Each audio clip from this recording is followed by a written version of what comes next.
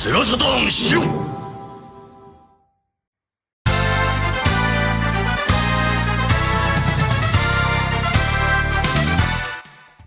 What is up, everybody? Happy Friday, SHIRO Show. Happy Friday, baby. Welcome to the show. How you guys doing? Welcome to the show that never goes. I'm good. How are you, Dave?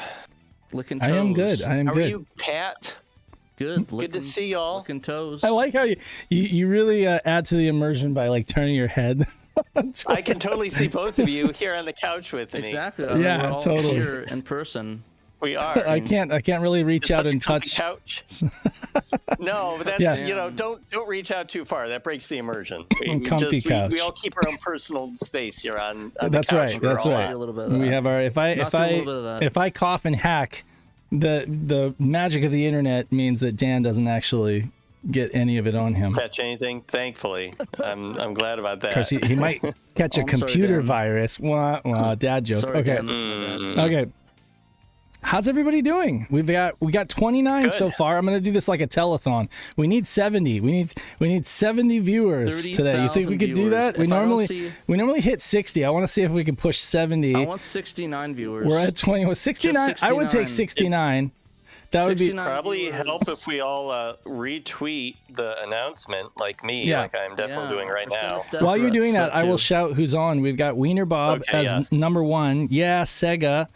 We got Pudgy Bunny, of course, helping out with the production value on Dan's end. We got Christian Marte. We got Dragons of Saturn, Tales of Saturn, Polbort, Analog Black Sheep, Neil Henderson, David Zaney, Stuart Stapleton. Shouts to Stuart. I think he just got his Netlink set up and online, so that's cool. Sega guys, James is here. Is Dan still in Japan? I don't know. Dan in Japan. We got Nathan Anderson. I already said. Okay, James, Michael Freesh, Tom Fum. Hey, Tom from the UK, watching at 11 p.m. Shouts to you for staying up. Moose Track. Yeah. Moose Track is here. Who else? Scotty Mo for show. Executioner is here. We've been chatting with him all things Saru in the Saru chat. So thanks for joining us on the stream. It up with us. We've got who else? Shadow Mask, of course, our wonderful mod. Shadow Mask and what else? We got Con Artist as well, another mod. So we got Shadow, Pudgy, and Con right there, all in a row. Our stable of moderators for YouTube. Shouts to them. Eddie G, Fart Daily, and Ray just showed up. Hey, Ray. Oh, and shouts to Fart Daily for... I always make myself laugh when I say that. But shouts to Fart Daily for just completely cleaning up on the Saturn SHIRO Community Challenge. Steep Slope Sliders. Like I couldn't believe it. Like Panda was already like top tier, right, on that game, and somehow Fart Daily just managed to like clean up. Farting it up, dude. So congrats. Congrats. Good. Yeah, so the community challenge did wrap up a few days ago, and we aren't going to talk much about it today because Cecil Harvey is working on a story about that. So and he's not quite done with it. So that'll be nice when he's done. We'll talk more about the community challenge. But I will say that I did finally submit some times at the 11th hour for that over the weekend. So I saw that. Sliding and I saw that. I was not very good. I mean, I did get like fifth best score on a couple of those tracks. So yeah, like I was pretty happy with that. Like for not really grinding it too much, and I hadn't played it in like a month. Right. I did all right. I have to say, Steep Slope Sliders is equal parts fun and frustrating. I think it's all gravity, right? It's mostly like you're going down the hill based on gravity, right? And really getting the best time is all about finding the cleanest path, right? Where you have the least amount of obstructions. Makes sense. That's what you have to do on real snow too, I suppose. True. But, it has the added mechanic of like you have to hit the left and right triggers to kind of like move your board. So like if you're kind of sliding a weird way, you'll start slowing down unless you twist your board to be facing the direction that you're going now. Or if you want to make a harder turn, you can twist your board in the direction of the turn you were trying to cut into, and you'll cut harder. Right. So that's what made it a cool game to have for a community challenge, because it has an extra nuance to it. But, say cuts, anyway. Dan? Yeah, it cuts deep in the snow. So yeah, that's what I was kind of up to a little bit. I did play a couple other Saturn games too, by the way. I wanted to briefly mention. One of them, I guess I'll just get into pickups because one of them was Clockwork Knight 2, which I got from Mr. Fredrickson. Nice. Wait, could you hold that up to the camera? Oh yeah. So this is this is what he sent me. This is a copy that he got in the 90s. Like this was his own like personal copy when he was young, and he just sent it to me. Nice. Which was super nice of him. Like now, a little background. Bunny and I had sent him like a couple of like axolotl stickers that we got from my gotcha machine at our grocery store. That like he thought Mr. Fredrickson thought his daughter would like. Nice. So when we did that, we also like threw some candy in there from like a shop in town. And so he and his wife sent us some candy back, and his daughter sent us a piece of artwork that she made. It was very cute. It's hanging on our refrigerator right now. Nice. And a big surprise to me was that he also sent me Clockwork Knight 2, as well as a CD of his old high school band's music. So that was cool. That was pretty good. That was fun to listen to. What genre? It's a lot of like metal. It's like metal. Oh, nice. Okay, cool. Yeah. High school metal band? I like it. Yeah, it was pretty good. It was nice. Fun. Nice. But yeah, so I didn't have Clockwork Knight 2, and he just sent me his personal copy. He said that he has a Fenrir now, and he just well, no, like he said he ripped Clockwork Knight 2. Along with a bunch of other games, so he doesn't really feel the need to like have physical copies anymore. So he sent me this. I didn't have a copy of Clockwork Knight 1 or 2, and thanks to that cheat code that Bo Bales found, I have both. You have both games. That's right. Yeah, so thanks to Bo for putting that on. Yeah, so thank you, Mr. Fredrickson. That was super generous of you. That was awesome. Mr. Frederick. Speaking of pickups, real quick, Dan, James from the Sega Guys said that Dan picked up a Japanese Mega CD Lethal Enforcers with the gun bundle mint for 30 pounds. Game even has a spine card. Yeah, in Japan, because he's in Japan. And I'm super jealous because that's awesome. And the Japanese gun obviously looks better than what we got in the States too. So I have one advice to Dan. Good luck getting that back to the UK. Oh yeah, right. Good luck getting it back to the UK. He'll have to. I don't know. That ain't getting back, bro. That ain't getting back, bro. You're gonna be like, oh, it's just a gun. He just needs to get it back through customs. Fine. Nice. Nice. I'm just a lethal. It's like a hand cannon. That thing's like a hand cannon. My young perfect accent. My young bird. What else did you pick up, Dan? And you said you had multiple. So I got Clockwork Knight 2, and Bunny will have to help me out on this one. I'm not going to bring the figure out, but we got a figure. This is another, we had money burning a hole in our pocket from the tax returns. Right. But a figure that Bunny has wanted desperately for a long time is, I'm going to show you the box, the Land of the Eternal Hatsune Miku. I don't know if you can see this. Wow. It is a massive figure. This is the massive box that it came in. Wow.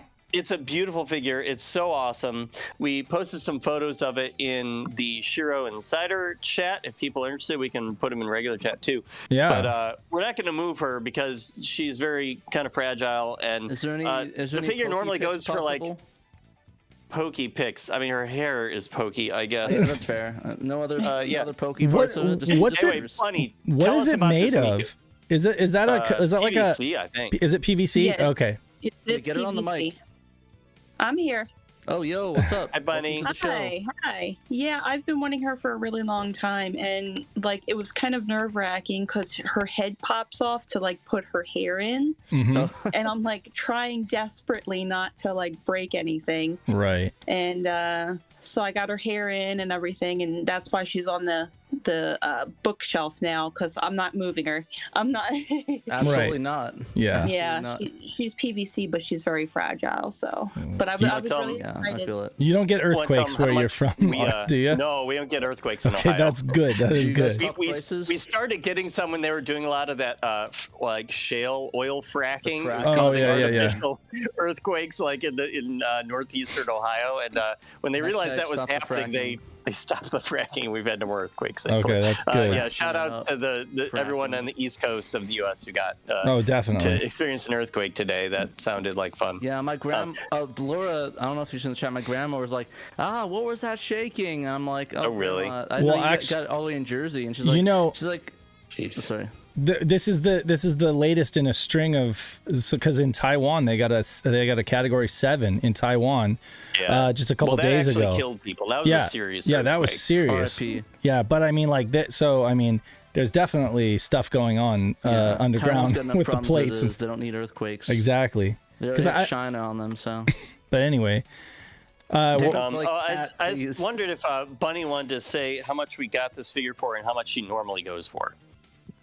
Yeah, so she goes for over $300, and we got her for $160 or $146. Oh, nice. On Macari. So the seller is still selling some of the figures. And it was new in box too. Yeah, it was new in box. It was even wrapped in paper and everything. So. Wow. Yeah, it was an awesome deal. We just couldn't pass it up. Yeah. But I knew how much she wanted this for so long that I was just like, you know what? It's a bunch of money, but it would be She way already more wanted it, and then normally. you found it for that deal. That's pretty cool. Right. It's like, we're not going to get an opportunity to get it for that price again. So, all right, sure. Yeah. Go for it. Dan being my sugar daddy. Yeah, pretty much. Honestly, this has been March has been like a hashtag Grail pickup month. I guess so. Yeah, it's definitely. April. I guess we did buy this. Did we buy this in the end of March? I don't remember. It's still in March, I think, technically. Let's pretend it's still March. Time's flying by too fast. Exactly. Like I said, I think March has just been a hashtag Grail March or something, because like I got all my Grails. But you're going to be playing one today, right? Oh yeah, I'm definitely going to. Yeah, actually, good. Actually, it's gonna be funny. The copy I got of Snatcher, the one I'm playing tonight, it's the actual copy I have that I ripped the disc of and put on the Mister. So it's 100% that copy. So technically speaking, I'm playing it, but I'm not. And you're not pirating disc. You're not pirating it. No. No. Yeah. Very legit. Like you have been your whole life. Exactly. It's mine now. It's officially mine that I ripped. I took off the wall, put in my disc drive and ripped. It's my copy. So every mess up, every issue with it, it's gonna be your fault. Mine. So Martin Daly says in chat, I accidentally delayed Cecil's article about the SHIRO community challenge because I didn't notice their Discord direct message for 3 days. R.I.P. R.I.P. Well, it's okay. We'll talk about it next week because actually, incidentally, we're taking a break this month, so it'll be nice to be able to do some recap on that. Challenges. Yeah, exactly. Yeah, we'll come just back. Taking a breather, May. but we'll come back full force in May. Yeah, it'll be fun. We'll do something that'll make me very angry. Pat and I played some Saturn games. Actually, this past Saturn day, we did a Netlink stream together. That was a lot of fun. And it was fun to watch. Yeah, we had quite a few people in the chat. I think Trekkies was there. Knight was there. We were talking, online net play and talking about, video compression and a bunch of other geeky stuff. It was a fun Saturn chat and Saturn stream, and we'll try. Oh, and it was all Chronolay's idea. It was he did the moderating of it, and it was his idea in the first place. So shouts to him for and he was saying he wanted us to do some more like regular streaming. So, and I definitely want to, where time will allow. So. Hopefully we can do some more of that. Maybe via the Saru, give that put that thing through its paces and stuff. But yeah, definitely shouts to him and shouts to the rest of the community for showing up, and it was a lot of fun. So I went ahead and re-uploaded that VOD, just kind of like cut up into like the different games that we played, so folks can check it out if they want. Aside from that, we had a pickup this week, but I'm not going to talk about it because Pat and I are going to talk about it later when we talk about the article. But yeah, that's been me. What about you, Pat? Anything else outside of that? Anything else? Outside Any of what? Warhammer Dollies pickups or anything like that? No? Actually, no. Quite a bit's been happening. Okay. Like I said, I got Snatcher ripped up. Yeah, that's all ripped and nude. I'm actually redoing my entire game room. Like that's been my massive project. Like I completely set up my whole desk. I posted online with the BVM. The D24, right? Saw the D24 right. that I'm looking at directly right now. Which that's the new centerpiece. That's your new centerpiece of your room, right? Yeah, exactly. It's massive. It's the main attraction. It's amazing. Yeah. But yeah, it's right in front of me right now. I have something planned on it, which I'll talk about. It's going to be interesting. Cool. So yeah, we got that. I redid my whole room right like in this area over here. I don't know, you can't see it. I think I posted pictures in the chat for that. I think I did. But essentially, I'm redoing it. I have 2 of the PVMs set up. Basically, I was not happy with the setup I had, where I had like all the consoles going to an Extron and then branching out into that to different TVs. I was not happy with that setup because it kind of felt like, I don't know, it felt like it took away from like the magic of really the setup. Like it didn't feel like what I want it to feel. It felt like an industrialized like thing, and I wasn't a fan of it. So what I did is I completely redid I'm redoing the entirety of the setup, throwing it all out. Well, not throwing it all out, like scrapping all of it. I'm going to turn the setup, my game consoles and everything into like that I have all lined up, have that go directly into the BVM and use that BVM as like my streaming stuff for Saturn, Dreamcast, and then Mister. I have my N64 and my Mega CD, my Mega Drive, and then my SNES hooked up to another PVM, and those 2 are independent of one another, so they're off the grid, plugged into via like the speakers on the PVM. And I'm gonna play them that way, so I can just turn around and just play them and have them like only cartridges. There's not gonna be no EverDrives, no nothing. Back to basics. We're like the Beatles. Back to the basics, just straight consoles, video input, S-video and RGB. That's it into them. And I'm turning my other setup I have. It's like another cart. I'm saying that as my what's it called? My crap, what's it called? I can't remember it. My Super Gun setup. So it has all my Super Gun stuff right like there. Like a MAME? Like a no MAMEs. All Super Guns. All arcade boards. Only directly into it. That'll be the main setup over there, and then maybe some VHS if I'm feeling it. But well, it sounds like a dream room, Pat. Yeah, it is. I need to take it back to basics, and like I said, I'm very happy with the way that it's turning out. The vibe is really there. I'm feeling the vibe a little bit more than last time. Like I said, this PVM's amazing. Another thing I've been working on is I'm working on a video project in a little bit. That I've been playing around with. Maybe I'll give you a hint on this. Oh yes. You guys could probably guess what the video will be about. You've been talking about this video for years now. Wow. Yeah. For those on podcasts, Pat held up a picture of Pikachu. Yeah, but it wasn't just any picture. Printed on what? Printed on like basic like paper, like a printout paper, like a glossy paper. So this is going to be the Casio Loopy? No. Yeah, the Loopy. Yeah. Oh, is that the Loopy? Awesome. Oh, totally. I thought you printed that with the pre-fun. Okay, it is. No. I'm joking. It's not the Loopy. Okay. Oh, I believed you. Dan believed you. I could tell he was getting excited. Footage, some Loopy coverage. No, you know what? You need to do a collab video with Derek A-Team, and he'll do like Loopy meets pre-fun.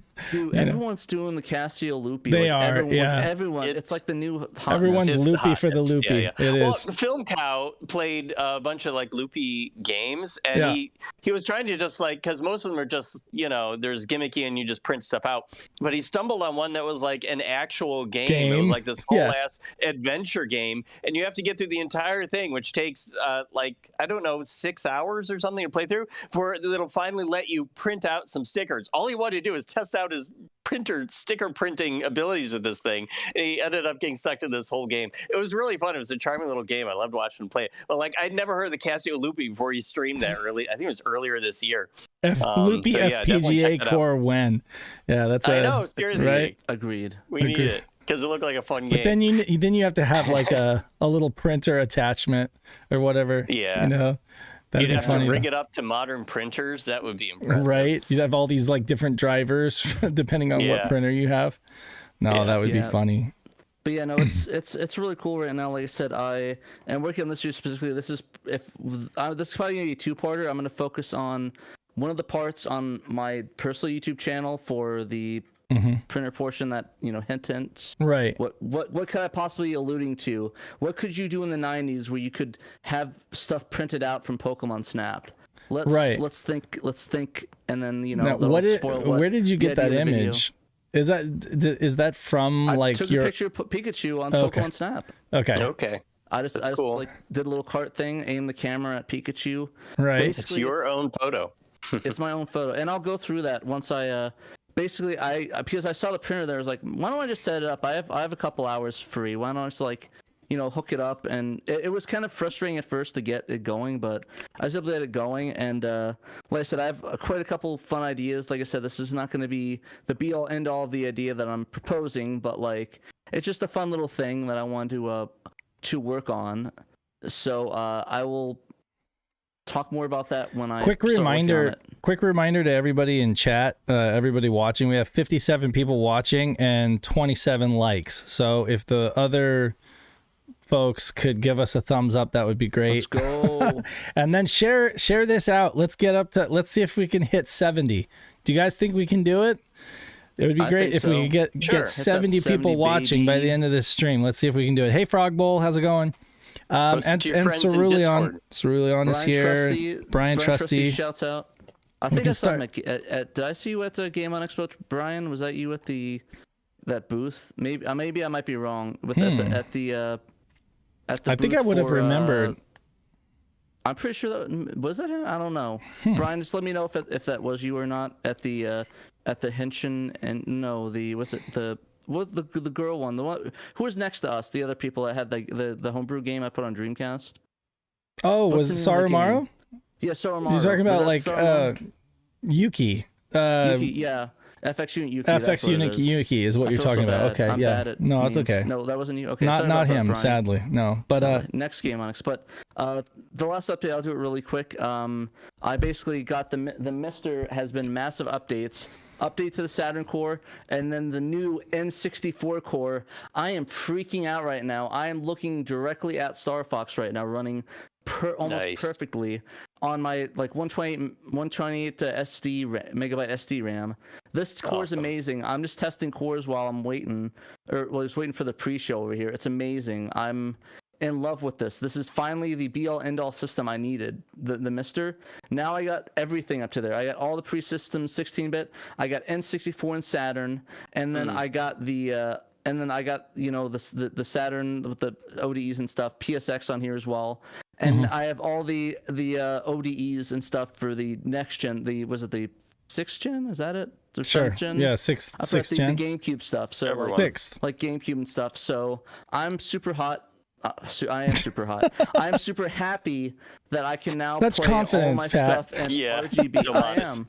I'm really excited for the score. This is amazing. Like, this is blowing my mind. This is what I wanted. I can finally enjoy N64 and not have to deal with whatever the hell the stuff is over there. I just need to get an N64 replica controller for it, or some sort of controller. So what game adapter? So what games are you gonna play on the N64? Fox, he said. I have a full list. I got 007 was on. Because you always like to joke. You always like to joke that you hate N64, but I know that's not true.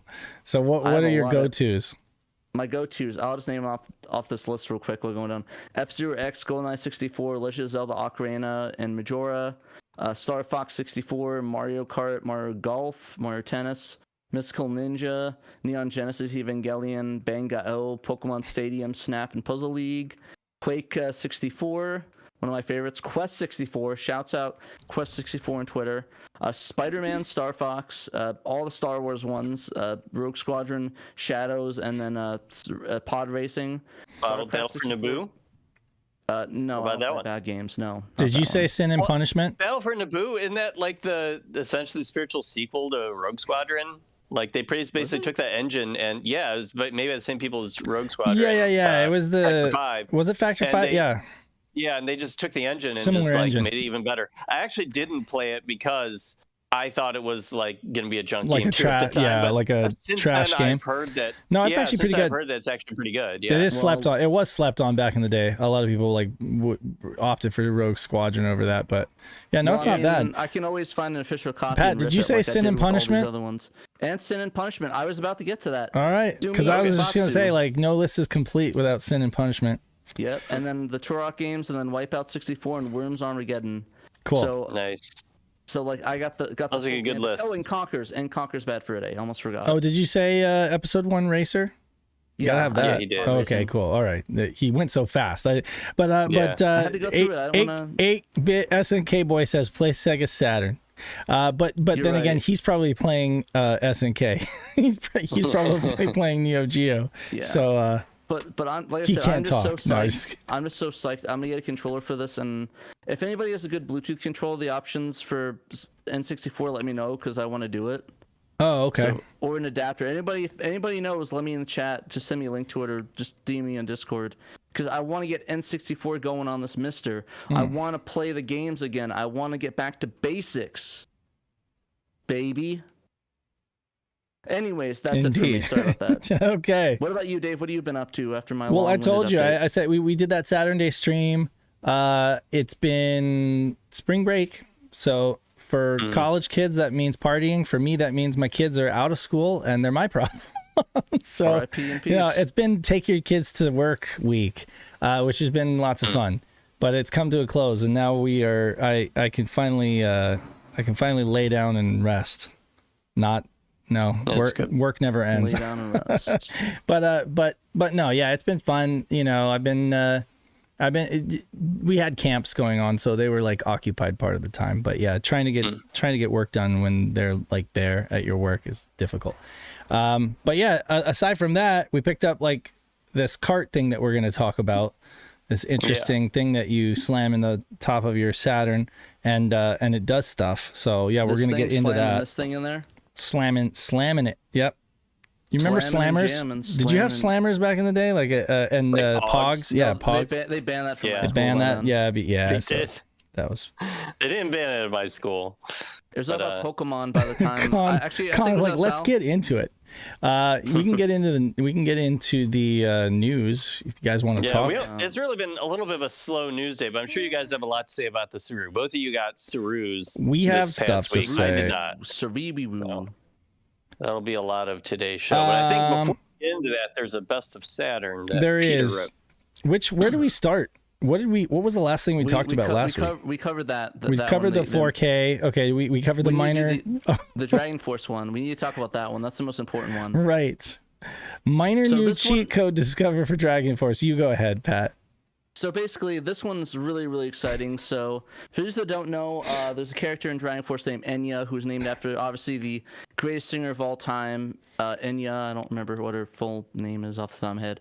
But she's only known as Enya.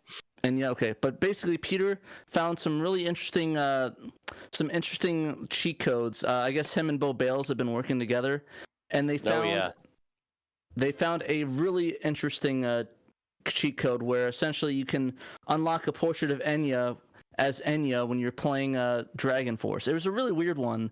They said it's like this long-winded code or something like that. I don't really have the details on it. I think the code's... No, they give the code. It's definitely very doable. It's definitely not impossible to do. Yeah, like I said, the code is kind of tricky, but I had some issues, but I got it. They actually found another change where apparently there's another Enya reference in there where if you put in the code backwards and you do it 3 times backwards exactly, it'll actually unlock Enya from JoJo's Bizarre Adventure, like the avatar of her from JoJo. It's really interesting. Crazy. I didn't get a chance to screenshot yet, but yeah, you can look forward to that. Yeah, exactly. I'll get some screenshots of that and we'll talk about that. But yeah, thank you, Peter, for that awesome cheat code. There's details in the article. You could try it for yourself. Let me know if you guys are able to replicate it. But yeah. When was this posted? For those of you wondering, this article did go up on April 1st, just by coincidence. Yeah, it's just a coincidence, guys. This actually happens. Bo Bales, you can message him himself. He'll back up on that. Very saying true. That, he's actually worked with Peter in getting this. But thank you, Peter, for this amazing discovery. It's amazing that after all these years, we can have the famous and beautiful Enya blessing Dragon Force in our Saturns. Yeah, it is amazing. So thank you, Peter. For the biggest revelation all year.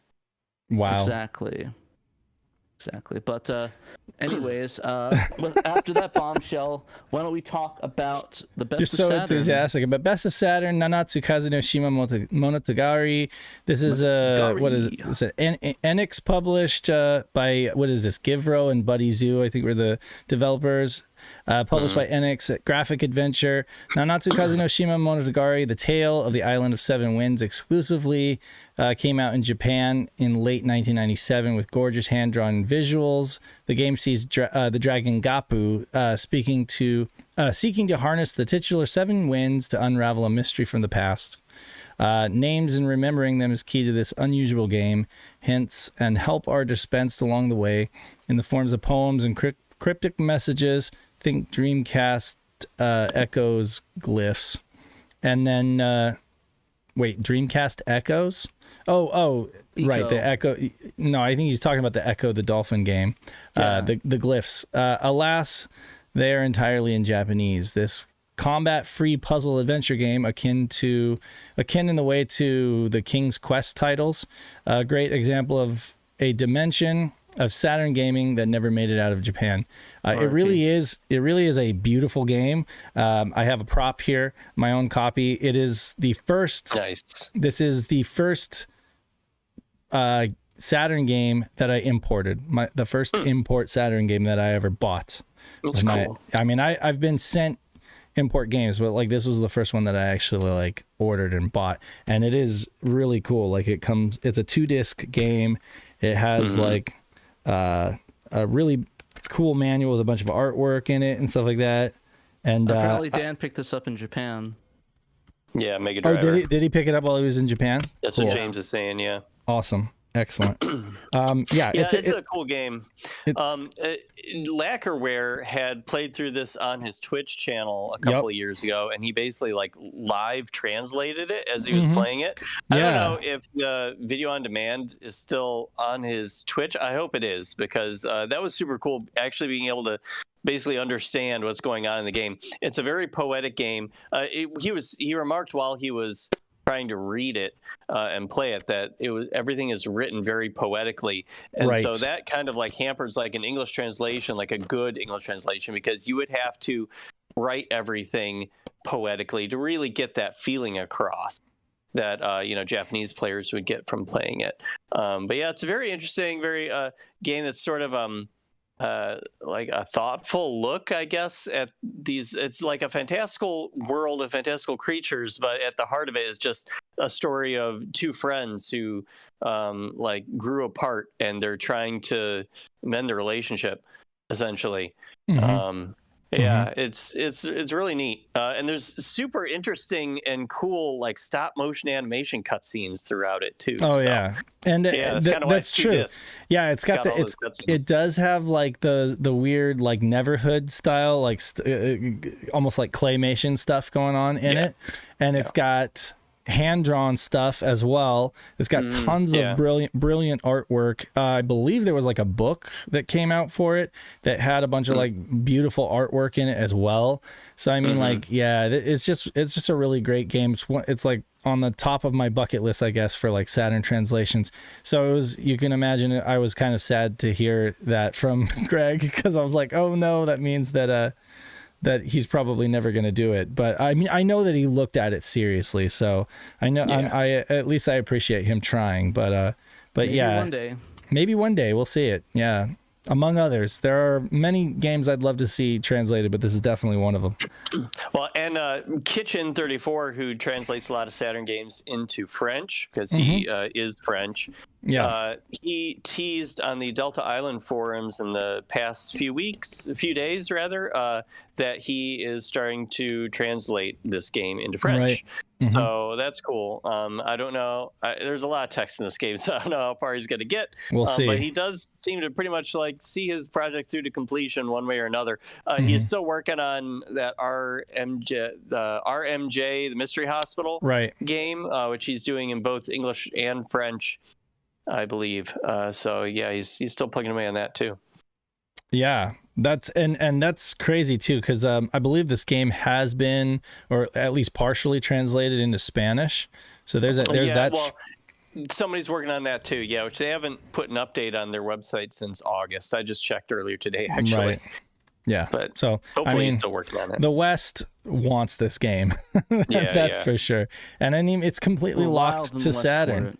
Never did. It's never been ported, never got remade or anything like that. It's like locked to this console. It's crazy how many names were involved in this game. Givro, Crowd, Buddy Zoo, 2.5, and then Enix, of course, was the publisher. That's a lot of. How's it going, bro? Sorry? Panda just hopped and say, hey, saying hi to the bros. Hey, what's up? Panda. Oh, yes. Hopping in. Amanda. I imagine one of these. I don't know which one of them, but one of these is probably like the animation studio that did like the hand-drawn stuff. Probably. Another one is probably the one that did the stop animation. Then you have like the actual developer. I think Givro was the actual developer. So there's a lot of there's a lot of art that went into this game. So a lot of people, a lot of hands like made this game. You can tell it's a passion project. Yeah, definitely. Too, Yeah, definitely. Next up, I guess we'll talk about SHIRO or SHIRO. Yeah, let's talk about SHIRO. Or do you want to talk about the one that you just wrote up so that we get through it and it doesn't end up getting if we run long. Okay, so the first Slam Dunk Blu-ray set for June in the US. Go for it, Dan. Yeah, well, there you go. That's the news. Thanks, everybody. Well, you saw this, right? You saw it in theaters.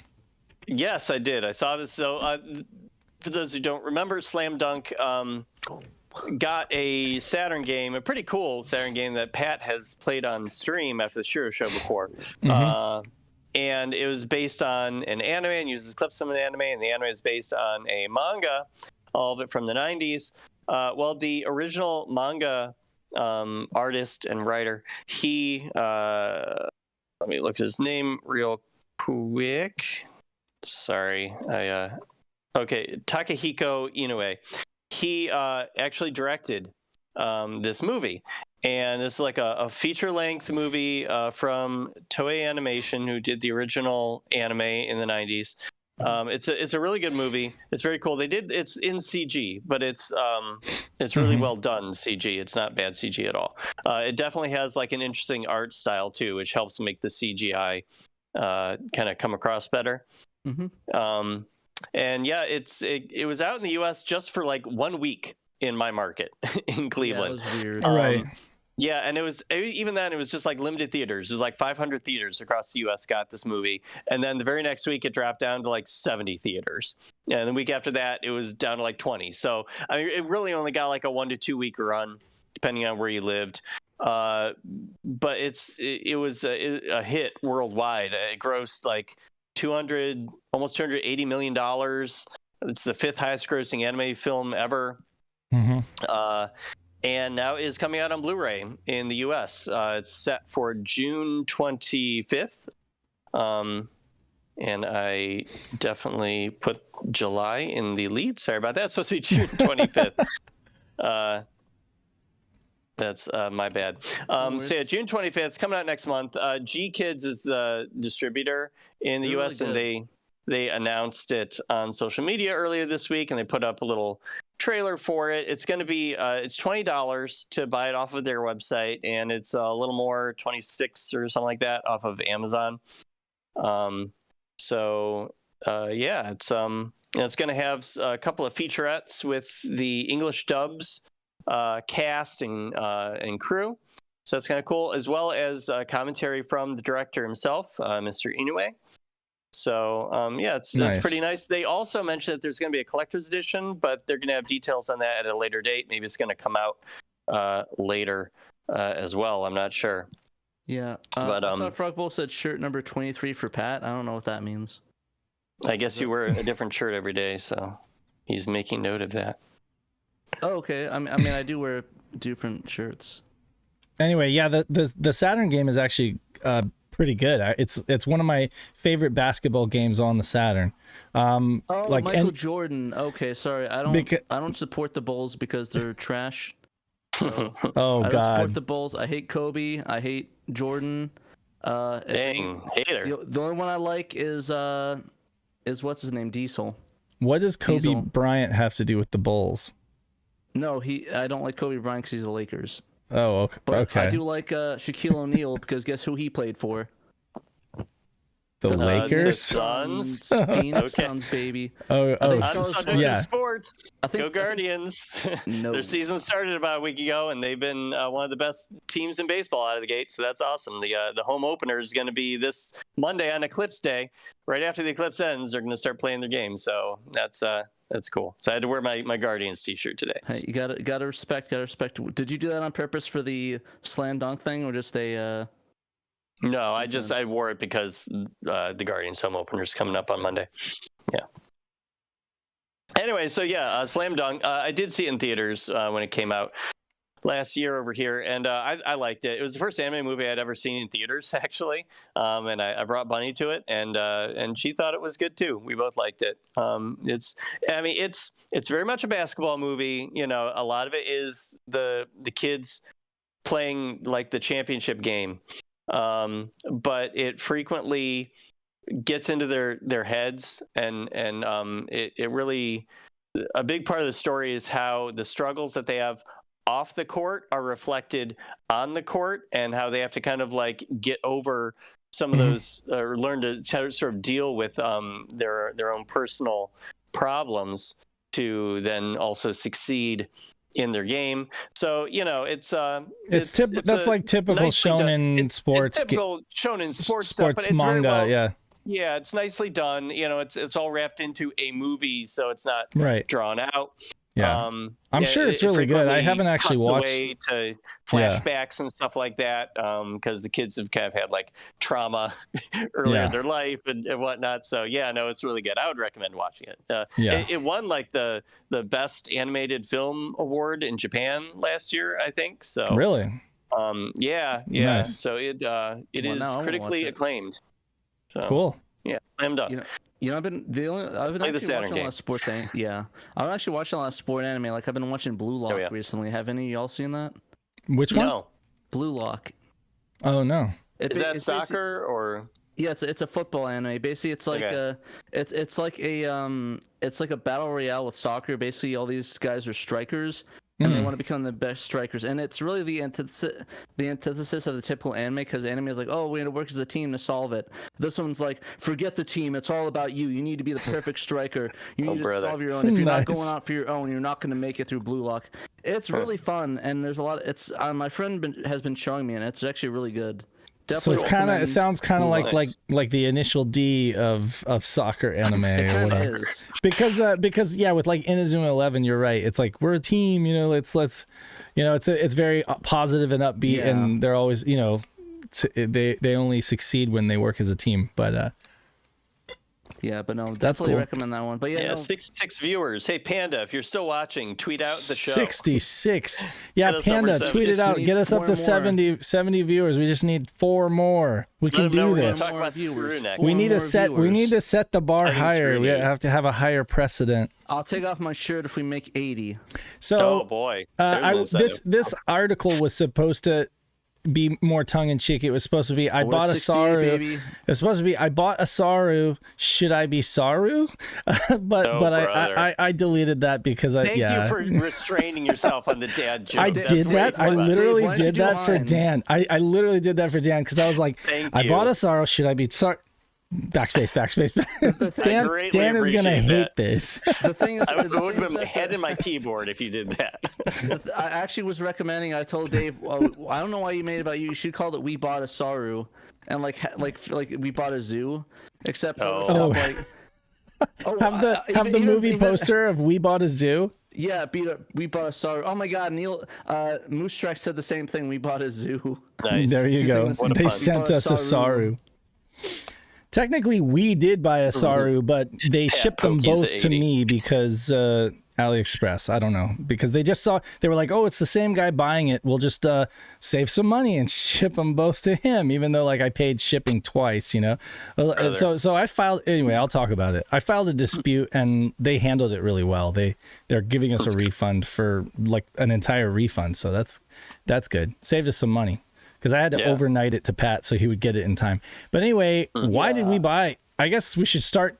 Okay, should we hold our Sarus up? Be like, okay, first of all, for anybody who doesn't know, what is a Saru? Okay, a Saru is a cart that goes in your Saturn, but it's what you're going to be if you don't get us to 80 viewers. Unlike the pseudo carts out there and the action replays and the 4-in-1s and all the other stuff that's out there that you know. This is an ODE, technically. This is an EverDrive, if you will. It is, but it's more than that, too. It is a 1 and 4 megabyte RAM cart. It is a backup memory cart. It is a per-game save. It is, what else? It is driven by an FPGA, a Cyclone 4.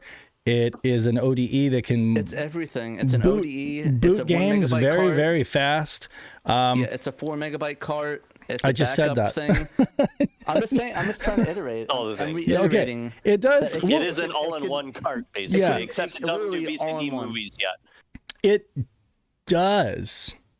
It does. It does. What? No. What? Okay. What did he say? What did he say? I now I have to go back to my message with. Yeah, you've been messaging TZMWX. Right? What did he say? So he said it does support. It does support.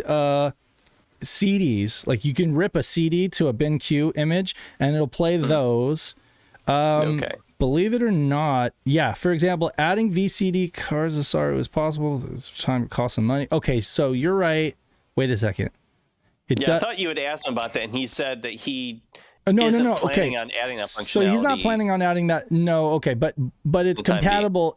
Sorry, if you have a VCD card and you pop the VCD card in, you should be able to boot VCD images. You know what I mean? Okay. And play them, but you're gonna need a VCD card. Cannot replace the MBAN card. No, he said that the potential is there, but it's a time and energy kind of thing. Like and right now they're just working on food and clothing. You know what I mean, and shelter kind of. Basics. They're working on the basics, just getting game compatibility. We'll have a 65-inch flat screen later.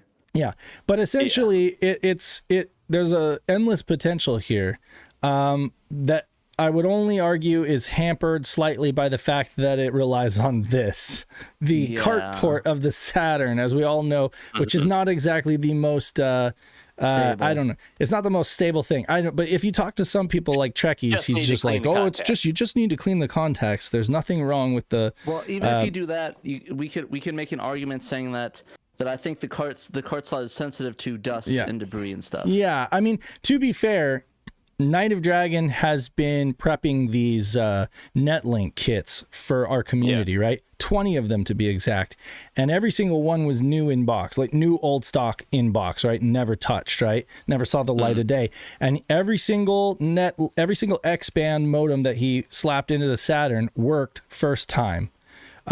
So that's anecdotal, but I mean, it does suggest that if the cart is in good condition and the contacts are nice and clean and they're not oxidized at all, that it should work pretty well. But it is true that folks who leave really thick carts, like non-OEM Game Shark carts in their Saturn for long periods of time, it does kind of like bend the pins out and just can't take extra thick. You have to be gentle with it. You have to be a little bit skinnier, It has to be a little bit thinner. Okay. You don't want to. I mean, you know what they say. You keep putting massive things and like extending it. It just it just like stretches it out and it makes it harder to.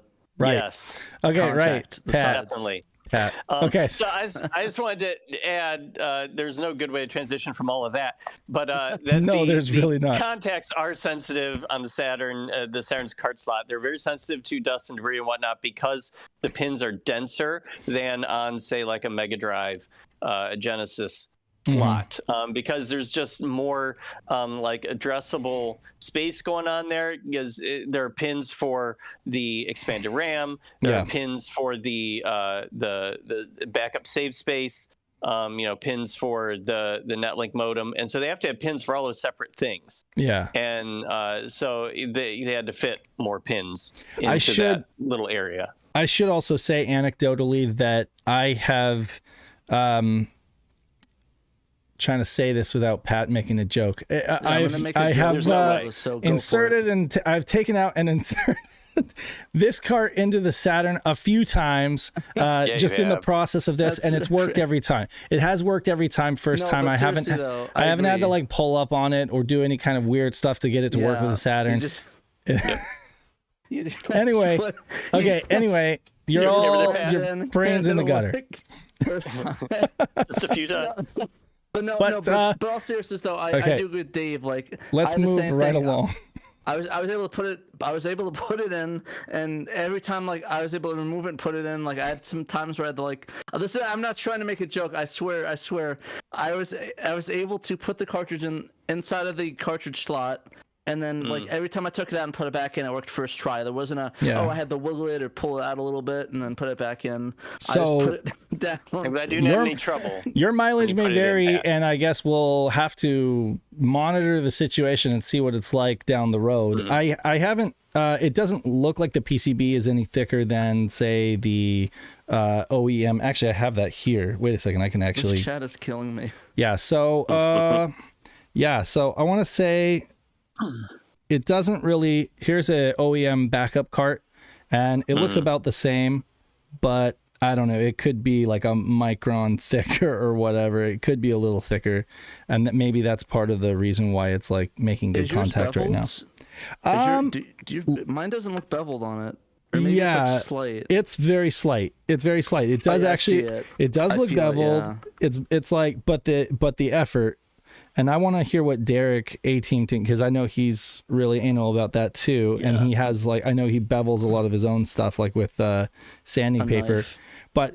But again, no, like it does look really beveled. It's just a thick cart, and I'm not exactly sure how beveled it is, but it is like they did at least some beveling to the edge connector. Okay, but getting right along into the meat of this article, because folks have probably started to tune out at this point. So why did we get these? Okay, I don't think they're tuned out, Dave. I think they're way tuned in, if you know what I'm saying. Okay, so we waited a long time to get one of these, because even though we were one of the first to report, when the project jump started, or when it started back up from being dormant over like 8 years, SHIRO was one of the first outlets, if not the first, to report about it. And Hitomi 2500 had been had a hand in it, and it was an amazing project with a lot of potential. But at that point, it really was just that. It was an open source project. Nothing really in terms of like a retail product, and the creator, TP Unix, or TPU, we've called him for short, had no intention of ever selling this commercially. It was really more like made it for himself, put out the schematic and made it open source, and was like, run with it.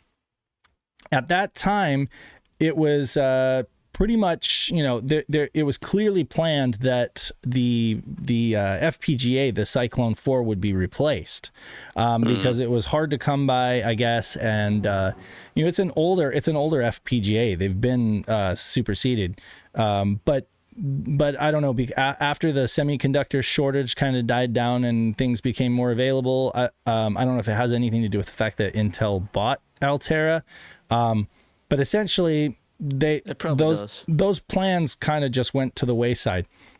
I think part of it has to do with this, though.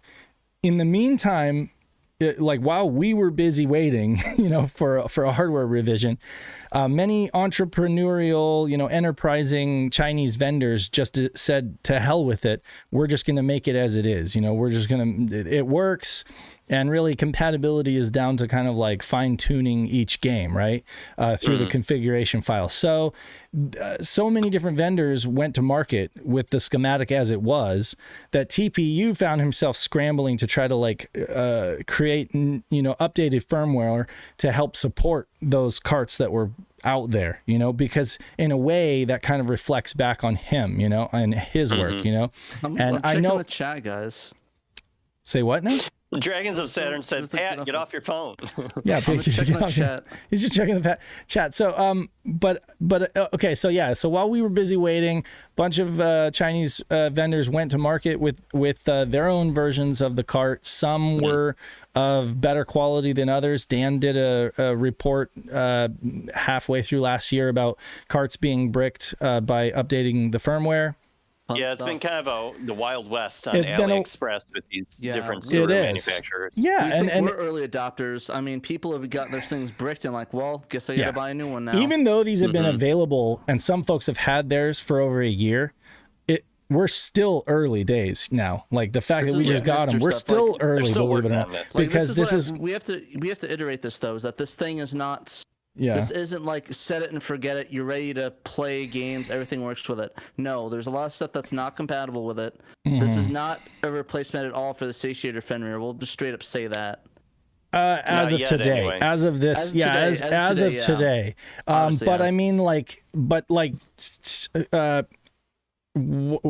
was I talking about? Like TWMZ or whatever on Twitter. Like he he's been, messaging me and saying, if you have any questions, please let me know. What did you find janky about it? TPU, right? He's Does he work on the firmware? Yeah, like he does not sell. He does not sell on AliExpress. He doesn't have any commercial, but he's very interested in the success of this cart and of this project. And he's Chinese, just like TPU is. And this is like a Chinese project. Yes, and so like he doesn't really want any bad things being said about it, or like he doesn't want it to garner a bunch of like like skepticism in the among the community, because the thing is he wants it to succeed and he wants to help it succeed, right? So so like there are a few things that are a little like rough around the edges right now, but I know that those are being worked on, and I can tell they're being worked on. They have been over firmware iterations, so it's easy to see that this is going to be one of, if not the solution, for between this and Satiator, honestly, because there are some drawbacks. There's some pros and cons that we're going to talk about. But essentially, they decided not to change the hardware. And when I found out about that, when Pat and I found out about that, we were like, well, we can't really ignore the elephant in the room anymore. There are people already going to YouTube with videos, like their own little reviews of this cart, and they took, they bit the bullet and they took a chance on it, and they've been enjoying it. So, we, of course, being a Saturn news site, we have to cover this. And again, I just want folks to know the only reason we were waiting is because we didn't think that this was like what Saru was going to be, but it is pretty much now set in stone that it's not changing. That comes the physical design. That is the physical design, now, at least. But that, I'll tell you what, though, that actually presents some issues, because my wife, who's an electronic engineer and we were thinking about making one, went to her suppliers, went to the distributors that she has, and realized that a lot of these parts are either completely obsolete and have been replaced with newer parts, or they're like either only available via new old stock, or just not available at all, and you have to try to find some kind of alternative for them. Wow. And that's led Chinese vendors to doing two things. Either they're buying parts new old stock, specifically the Texas Instruments RAM chips are like can only be gotten new old stock, or they have to be ripped off of like scrapped e-waste, basically. And that's something that they're doing, and that some of the sellers are doing that. Some of the sellers are doing that, right? To be able to turn around and sell it at a price that, folks are going to take a chance on. But unfortunately, that results in, varying degrees. You just don't know. It's hit or miss. What I'm noticing is that most people are like, oh, well, my cart works fine, and it will work fine until you go to try to like flash it, right? And then that's where, So incidentally, TPU 69 viewers, baby. TPU has 69. Oh wait, no, it's 70. There we go. Okay. Hey, really? Let's pull my phone. Oh, there we go. 70. We need an air horn. We everybody for watching. We need confetti and an air horn right here. Yeah. Thanks for watching, everybody. Click the link. Click the like. We hit 70. 10 more, and I'll take off my shirt, baby. Oh my god. Oh god. God, don't. Let's. He'll do it. Anyway. The Saroo, some of the manufacturers are using this e-waste, and it's allowing them to sell their version of Saroo cheaper. Right. But not only is it making them more kind of open to getting bricked, but also since their configurations are sometimes like a little different from way they're supposed to be, aren't they like forking their own firmware? Right. So it's like you can't even use the official firmware updates from TP Unix. You have to wait for the person you bought your Saru from to make a new version of their firmware adapted from the new one that TP Unix made. It's kind of a mess. It's a bit of a mess, and it makes it feel like a minefield when you're going on AliExpress. And as time goes on, more vendors enter the fray, and you just have so many options when you type in Saru and Saturn. So many different options. Not to mention, on top of that, folks are thinking, oh, I got a Saru for $20, and they didn't realize that they only got the shell. Because the way that they've been doing it is kind of janky too. They use the color options. Each product has like color options normally on AliExpress, and that's where they're hiding the option to either buy it with a cart, buy it without a cart, or just buy the cart and no board, And so I have seen folks on online saying, "Oh, I got a Saru for like $25," and then they get it and it's just the shell. It's just the shell. Like, so man, you got to be and I don't think that that's like a bait and switch or anything. I just think that that's how they're solving the solution of here's a product and it comes in three different ways that you can get it. And people don't realize that because of the language barrier or because they're not familiar with buying on AliExpress, not paying attention. I'm buying a Saru and here's the cheapest option. So. Right, cheapest option, right? The cheapest option is not always the best option in this case. And we asked, and what we were told via TPU is basically the Retro Game Paradise store on AliExpress is the most recommended. It's the recommended option because that's a well-known vendor in China that even Chinese consumers shop from that store. And they'll have support. They have a lot of support from them. I mean, we actually had to hit support, right, Dave? Well, yeah. I mean, we had to open a dispute, and within a day, they came back and said, "Yep, we shipped it to the wrong address. Here's a full refund." So they do offer support, and that's a good thing. On top of that, he said they're one of the few that he knows is pretty certain that they don't use secondhand RAM chips, so that's good. I'm not exactly sure where they're sourcing all of those Texas Instrument RAM chips, but they're old. Those are like old chips and not readily available from any reputable distributors at this point. Yeah, and I wonder. Go ahead, Pat. I just want to say that. So a lot of people, like I said, they've been asking us, so I think that's the best we could do. I will start answering people. We've been really hesitant to recommend it because we've been asked, where do you get it? Where do you recommend getting it from? And it's like, we can't give you an answer that's gonna, that can 100% guarantee. But I guess that's the closest thing. So for now, that's all. I'm gonna start recommending it, and I'll put a disclaimer as like, I can't make any promises on this, but this is where we got ours from, and it's the best support. It gives you the best support. I can't promise it's the best Saru of all time or if it's going to be perfect. So here's what I can say though. Be careful when you go on AliExpress because there is a shop called the Retro Game Paradise second shop. Okay. And I have no idea if this is actually them or if it's like a clone shop. So just buy from the one that says the Retro Game Paradise store. Okay. Yeah. And then on top of that, I will say shouts to TPU for taking a bad situation with all these bricked carts and finding a good solution. Right now, as of now, the latest firmware or the latest like menu version is version 0.4, and you don't have to flash the cart. Basically, the firmware is just read off of the SD card directly. So basically, whatever file you drop into the root, that's going to be like the new firmware version, but it's not going to like permanently flash it to the cart, at least for now. They're doing that in order to like avoid bricking scenarios. Yeah. But yeah, I mean, that's the situation as it is now. If there comes a time where it is needed to actually, permanently flash the hardware, then he'll issue a firmware update. And folks who, did buy from the Retro Game Paradise store should be covered. They should be good. But anyway, that brings me to, I guess, one of the reasons, why Pat and I decided to do this is because Bob reached out to us. Bob from Retro RGB reached out.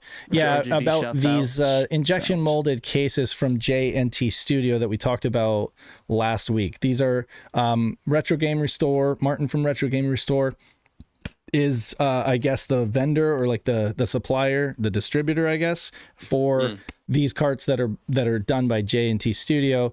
They're really slick. This is what they look like. Now, I should say that Derek, A-Team, he got his from the Retro Game Paradise store, and he just selected the with cart option, and he also got a really nice looking injection molded case. So you don't just have to buy from J&T Studio or Retro Game Restore if you want a nice looking case. Apparently it's an option for 21 extra bucks. You can just get it with the case, and it comes with a nice looking Sonic sticker, so that's an option as well. But it was nice. We got these for free, so it behooved us to. It was no-brainer. It was no-brainer. We just got the board. J&T though. Yeah. Shout out to them. And shouts to Retro Game. Didn't you design your own sticker though to replace? I did. Oh yes, I did.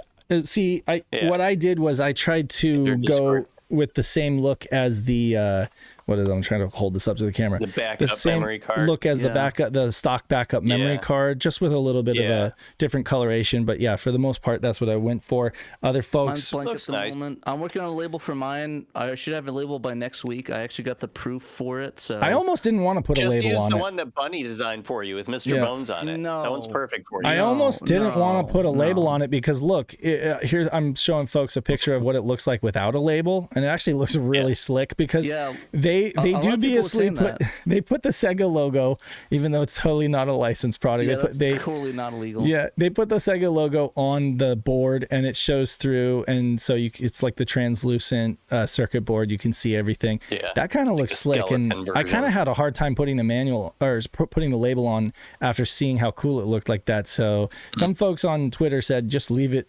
bare and because that's what I posted, because I was like, hey, I'm thinking about making a label, what should I do? And I was like, just leave it bare, it looks cooler that way. But honestly, it kind of does. Like I saw it plugged in when I had it with the light. It does look pretty cool. Like I said, I think it looks pretty cool, but I think I want to put a label on it just because it'd be cool. And I have a cool label design. I think everyone will love it. And it'll be open source once I get that done as well. I do want to shout Martin from Retro Game Restore. Like he's got more skin in the game than just somebody who's like trying to sell these carts, because he's actually responsible for putting out one of the custom firmwares that's actually pretty nice, and it's the one that Pat and I have settled on. It's this one right here that auto sorts for you. It should be noted that the stock firmware from TPU is not capable of sorting alphabetical, and that's mostly down to the fact that he said that it takes a lot of compute power to do auto sorting, specifically when you're working with Chinese characters. And so a lot of the folks that are buying these carts, believe it or not, are not Americans. There's probably a ton of people in Asia, all parts of Asia, that are buying these carts and using them with Chinese characters. And it takes a long time for the Saturn to auto sort that stuff. However, when you're just working with English titles, it's a lot quicker. And Martin from Retro Game Restore has a GitHub where he offers this custom firmware. You'll see here. Mean, it is even with English characters though, it is noticeably slower. How much though? Like how much slower, Pat? It feels like a tiny bit slower. Like it feels like it's a bit sluggish. Yeah. Like when you're scrolling, it is a bit sluggish. So it's a bit slower. It is a bit slower because the stock one is just like instant, right? Yeah, it's like that. Like it'll go through because there's no organization. It's just whatever's in the FAT format. But there are options if you really want that snappiness.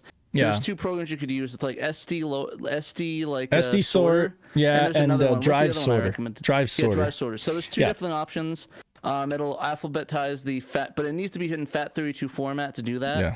So, but we recommend you format your SD card for the Saru in FAT32 anyways. So. Like basically the Saru, it sorts the files in whatever order that you dropped them onto the card.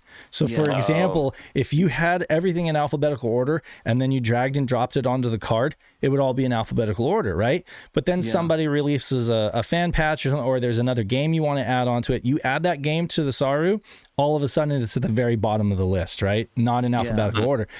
The fix to that is literally cutting all of the folders from the SD card and just putting them in a temporary folder, sorting by name, and then dropping them back into the ISO folder, which is, takes only a few seconds, but there's programs that'll do this for you. Like they'll basically, something you don't think about when you're just throwing stuff on your SD card necessarily. Right.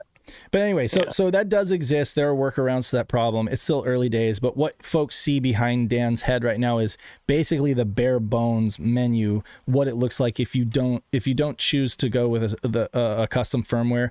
That's basically it. It's just, a very simple white menu. What I didn't show, and here I'll show another picture down here.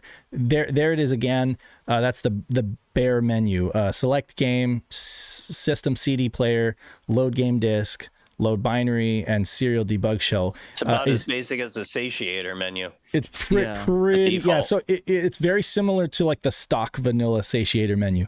Right. And I will say, speed-wise, when it comes to like booting games, I feel like the stock satiator menu boots games about as fast as the Saru. Where the Saru might be faster is when it comes to in-game loading, like where you're loading levels and stuff like that. It feels really snappy, like even in-game and loading it. Yeah, that's where the Saru, I think, has an advantage over the satiator, which is basically locked to the CD-ROM speed. The satiator is... Professor Abrasive does that intentionally with the satiator because there are some games that are counting on a certain length of load speed from the disk to be loading assets and setting things up for whatever it's about to do in the game next. So to not break those games, he intentionally made it stream data off of the SD card at the same rate as a CD. If every time it read the CD, it was a perfect read, and it never had to like go back and skip it. So like that's where you kind of get time savings with the satiator is you're never getting, read failures where it's got to go back. It's perfect every time. Right. So with the Saru, I kind of wonder if it sounds like he's taking advantage of the fact that you can go even faster than a CD using the cart slot. Some of those like per game compatibility issues that he's configuring, if some of the games he's finding are breaking when you're loading too fast, so he's got to slow them back down. Absolutely. Absolutely. So there is actually there's like a compatibility list, full compatibility list here, where you can go through Williams DSW, dude from Brazil, who's compiled this compatibility list and given folks basically settings. So right now, like I said, we're still in early days. We haven't gotten to the point where somebody who wants to just get this cart and download like a template with all of the best settings, kind of like you can with, say, like the RetroTink scalers and stuff like that. You just download. Here's a config file that has like the best settings for every game. Or like a script that you just run and automatically loads everything.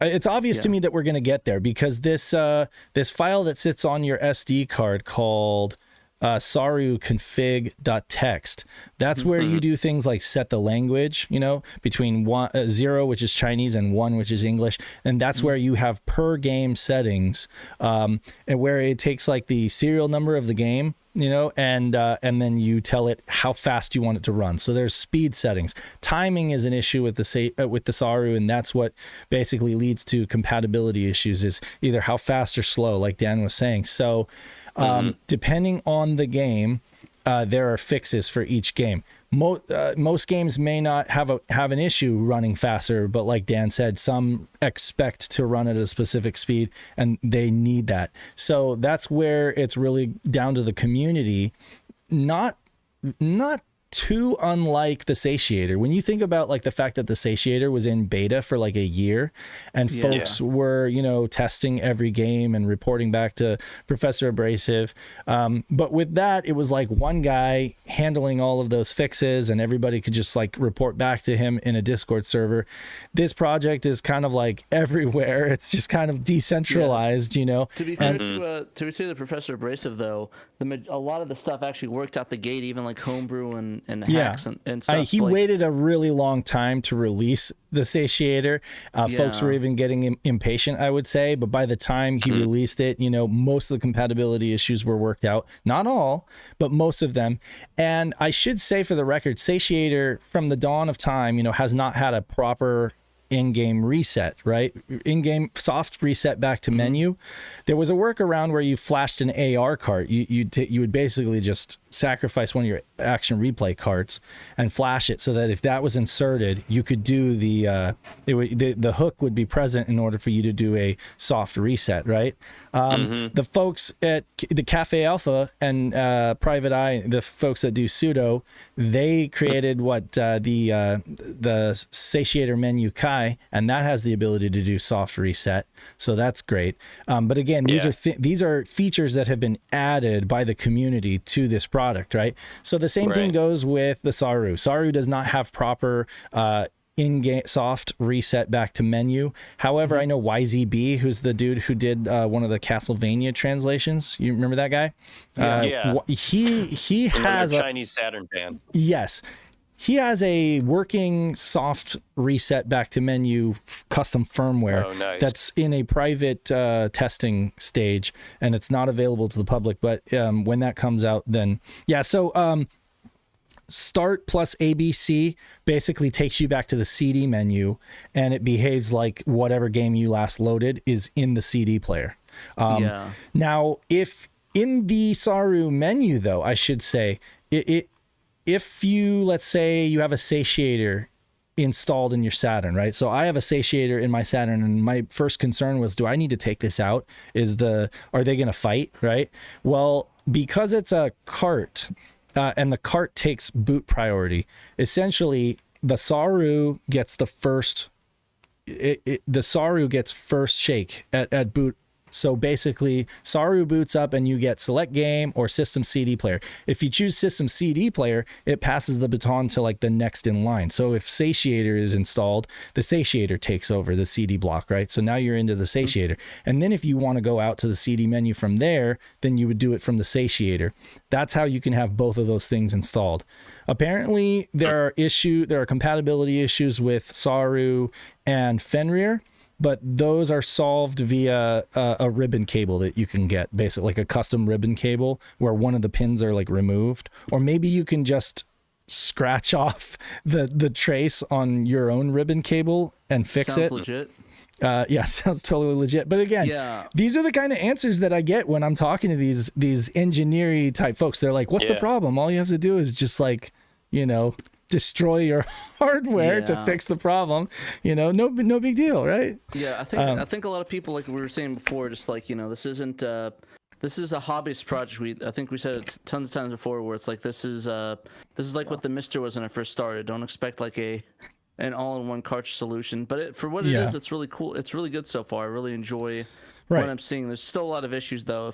If you want to play homebrew or fan translations, tell us about that, because I haven't tried playing homebrew and fan translations, but you have. What was how did you fare with that? So basically with the homebrew stuff, it was really hit or miss, and by hit or miss I mean mostly miss. Like I was only able to get 2 homebrew projects working. It was the Garfield Master and I believe what was the other one. Grandia? Garfield Master's no, that's a fan the fan translation I was able to get. The two fan translations I got working was Bulk Slash and Stellar Assault. So I don't know what Dan and the gang did, but that one worked perfectly every time. Sprinkled a little magic. Yeah, couldn't get Soccer Wars. Yeah, couldn't get the Soccer Wars to go. I couldn't get Grandia to go. I couldn't get a few of the other ones to go. I couldn't get Cottons to go. Disappointing. Yeah, Grandia is very time sensitive though. I remember like Trekkie's saying that game is just like constantly streaming data. It's very time sensitive. If you had a bad drive or if you burned it to bad media, it wouldn't play. So that almost doesn't surprise me that Grandia wouldn't work. But again, these are things that are going to have to be ironed out in the configuration file. And there are folks that are like dedicated themselves to doing that. Not me. I just want to download the thing and just drop it into my folder. But I mean, like there are folks in the community, like that dude from Brazil who are like working tirelessly to try to like support this thing and find the best settings for folks. So, Daytona, there was an issue with Daytona and they fixed that. There were issues with other games. The folks that have had this thing for like the last year have been working on. Let's get a mute in that chat, please. Yeah. Let's what now? Get a mute in that somebody's chat, causing drama in the chat. No drama in the chat, guys. Keep it clean in there. Oh, Punching Mate. Punching Mate. That's the dude who tried to like impersonate James. Yeah, that sucks. The Irish one has a bad attitude. Hey, what do you mean I have a bad attitude? I don't have a bad attitude. You have a bad attitude. Making fun of Irishman? I think he meant one of them, but joking aside, I don't care what he said. Anyways, well, joke's on him because we love James, we love the Sega guys, and he can just go to hell. Don't bring your crappy drama into our chat. Thanks. And Sega Saturn rocks, and you guys should play it. Yeah, play it. Where were we? Sorry, before we. But yeah, like I said, the homebrew stuff is kind of a if you want that for the translation and the homebrews, not at where it's at right now. But the thing is that it's getting better, it's improving. But all the retail stuff works pretty good. Like I think the retail, everyone's gonna be happy with how the retail goes.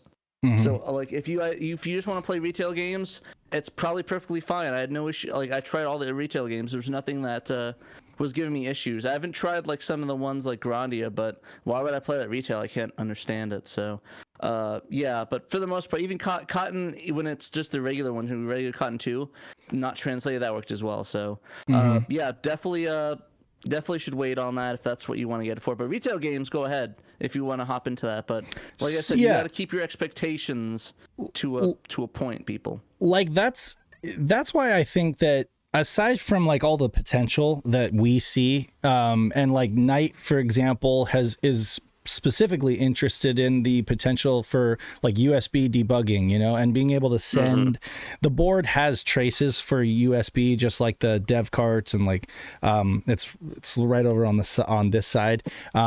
It has the footprint, and you know the idea is like if you could program that STM, like the microcontroller, you could essentially have this emulate, Netlink modem capability and just have all the data sent out via USB, from the cart. That would be amazing, right? So it's like we all see a lot of potential in this cart, but where I think the reason why it's doing so well, or why so many people out there have been willing to take a chance on it, is because it's $100. You know, like for the board, it's basically like $105 shipped, and it's plug and play. A lot for $105 shipped. A lot of folks are even 3D printing their own housings, right? And so. That I think is really the draw for a lot of folks, is that this is what we've been waiting for, if we're being honest, right? Like a cart, an actual EverDrive, right, is what everybody would love to have. You can't have that really with the PlayStation. Yeah, they had those early models with the Game Shark port, like the parallel port on the back, but then you have to like pay extra just to find a PlayStation that has that, right? But I mean, to mention that the PSIO is hot trash, so that's always exactly. Yeah, on top of all that, the actual device is not great. And then you have to solder it anyway, so you have to solder it in to get it working anyway, so it doesn't even work in that aspect. So I mean, and the Nintendo 64 obviously had an upper hand there very early on because it's a cart-based system. So EverDrives have been around forever for the Nintendo 64. Where with Saturn, you know, we've had a number of options, but they've all kind of been like workarounds, either replacing your CD-ROM drive or using the VCD cart slot. But this is kind of like what everybody's always been wanting, is just a cart that'll go up in the cart slot and just be everything you need it to be. The RAM cart. Oh, we didn't talk about the per game save. That thing is amazing. Yeah, that's amazing. Like, you don't even have to think about it anymore. Your brain is turned off. Don't even saves are irrelevant now. Don't take your save battery, find the nearest garbage can, throw that away. Okay, but there's a caveat. There's a caveat that working date and time in your Saturn, so don't throw out your battery. Just date and time when you have saves. Yes, I do want to talk about this though. Marie does. Like, go ahead, Dave. Let's talk about this because there is a bit of a caveat that I want to mention. Okay, so the way that this works is this has an internal memory and a backup cart memory on it, okay? And it never looks at or cares about your Saturn's true internal memory. It never touches it, okay? You can fire up Nights into Dreams and it will create an internal save, a virtual internal save on the cart, right? And then you can fire up Sega Rally and it'll create a virtual internal save. And if you look at your internal memory, all you have on your internal memory is Sega Rally, right? But then when you boot up Nights into Dreams, you have a Nights into Dreams save, but you have nothing else, right? Only when you... So it sounds like what Pseudo Saturn Kai does now. Except for the Pseudo Saturn, I think Pseudo Saturn Kai for the satiator. I'm sorry, the satiator version of Pseudo Saturn Kai and Rings, right? They did the per game save, but the thing is, they did kind of like write data to your internal memory and then pull it back off, right? This doesn't touch. This does not touch your internal memory. For example, really? I have a bunch of saves on my Saturn that I got there because I used the satiator, right? When I fire up the satiator, it sees the internal memory and it can load those saves, right? Okay. But when I boot up the Saru and I boot up a game on the Saru, I don't see those saves at all. All I see is what's written to the Saru, right? If I want to boot, intercepting the save calls or something like that? Like, what's going on there? Yeah, it's completely bypass. It's just completely bypassing and routing everything to the cart. Now, if you want to boot up a game on the Saru, but you want to use your internal save, you'll boot the game holding Z. You'll basically press Z to boot the game, and then it actually it defers to your internal save, and it will and you can save and update your save on your internal save. The issue is, how do you get that internal save to the Saru cart to back it up? That I don't know. Because that's the same thing. Yeah. There is like this, I don't know. I keep using the word janky, and I don't mean to use that like in a derogatory manner. There is a memory manager tool that's available, and I'm showing it here on the screen, but it is completely in Chinese, and it's also, just like, I forget who made it. ZNY 1982. Anyway, so it is all in Chinese, and use it at your own risk if you understand what you're doing, because you might wipe your saves or whatever. But the fact is, like, you can back up from the quote unquote virtual internal memory. You can back up like your night save, right, to the cartridge memory, quote unquote backup cartridge memory that's also emulated on this cart, right? And now when I boot up Sega Rally, I can back up that save to the cart memory. So now when I look at the cart memory, I see all of my saves in one place, right, backed up. But whenever I use my quote unquote virtual internal memory, all I ever see is the one save for the game that I happen to have booted up. So it's really, and again, none of that touches your internal memory at all. So the only dilemma that I've run across is, like, how do I get my, let's say, Sega Touring Car save, which I got records and stuff like that for our community challenge, and that's probably like the best I ever did on that game. How do I get that backed up to this? I don't know. That's the issue. I don't know, because what's the format it saves it in? Is there any like BUP? Does it say like a... it dumps everything out to BUP. Oh, that's easy. Because you can just take the same thing through the satiator, dump it with that. That's all BUPs as well, and then just throw it on the cart then. Okay, yeah, but I haven't. Okay, so I don't know if it actually saves them to individual BUPs or I'll have to. You can. It does. You just have to select one at a time, but you can do it that way. Okay, well then there you go. Now I'm going to do that, so that way that's an easy way to back all that up. So I can. I actually backed up a ton of my stuff that way. So yeah. Frogbull asks, how will Psycho Mantis be able to read your memory save with the Saru? He won't. Don't play any games. There's some hints there. That's a good point. Yeah, it's true. But yeah, so like it's cool. Like, it's actually really cool, like, not having to ever worry about your saves like being lost.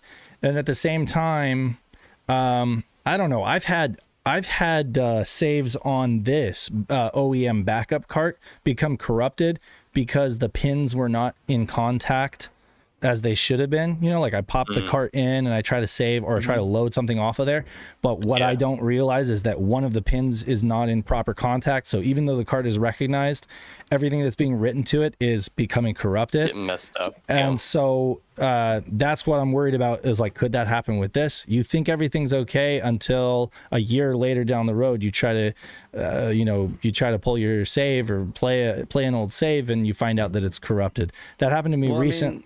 Yeah, so I don't know. I mean that's going to be different because it's going to be saving it directly to a file. So you're only going to be worried about your SD card corrupting, because you could just mess up with it anyway. It's going to be a save file, and so even if it's like corrupts on the hardware level when you're playing it in real time, it'll still be saved as a file. So just grab that and restart it. So needless to say, it's a really cool feature, and it works seamlessly. Out of the box, without any kind of setup, without even thinking about it.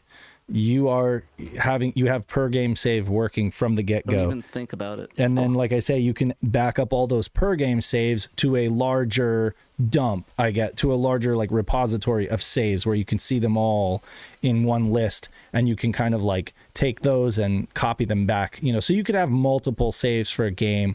But yeah, so this is awesome in that way. Yeah. So like I said, there's a lot of options. Well, this has been a great discussion about Saru, but maybe we should. We have to wrap on the show for sure. Yeah, we have to thank our patrons. We have to switch over to some Snatcher later. Or Snatcher. Yes. Yeah, absolutely. Yeah. Let me take the browser down, and then I'll go ahead and read off our patron supporters, which actually made this possible. So thanks, shouts to our patron supporters who allowed us to be able to get this and test it out for you and write it up. We've got a Murder of Crows, Blue Moon 95, Casual Seth, Ceruleon, Chris Piper, Chris 1997 XX, Daniel Fredrickson, David Zaney, Derek Pascarella, A-Team, Emerald Nova, Fat Drunk Friend Otaku, Gem Clasher Rank, Ian Keg, Jay Hersey, Johannes Fetz, Lion Wing Publishing, Memphis, Normal Guy, Nutrageous, Robert Ramsey, Rowan Dinkt, Sega Steve, Stone Man, the Sega Guys, and Young Money Swee. We appreciate all you guys for supporting us at the $10 and up level, and we continue to read your names on the show. If you want your name read on the show, just support us at the $10 and up level. But if you can't do that, that's totally fine. You know, any amount of contribution is great, and if you can't support us financially, then just join our Discord and become a part of the conversation. There's a bunch of new people showing up almost every day. Yeah, exactly. So it's nice anytime we get someone new that we can welcome. Shadow Mask is streaming The Net, one of my favorite 90s movies, VHS 1995, starring Sandra Bullock at 9 p.m. Eastern. So that's on Twitch. Twitch TV /Shadowbot_87.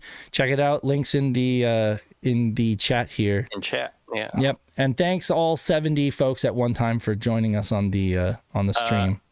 Yeah, didn't it get higher than that at one point? I think it got 71. No, it never hit 80. It got never hit 80. Oh, 79. 79. It was up 79. Pat was really worried he was going to have to. We were so close show the to pokies. That shirtless Pat. No pokies this time. Pat Next pokies. stream, maybe. Pokey Pat. Thank you everyone for watching. Thanks everybody. And we hope everybody has a good night and stick around to watch Pat.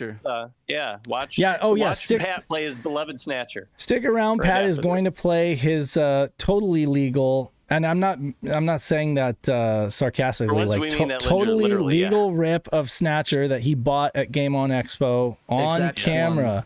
Yep, the exact one. So stick around, don't leave. Pat's gonna grab the stream right after I roll credits.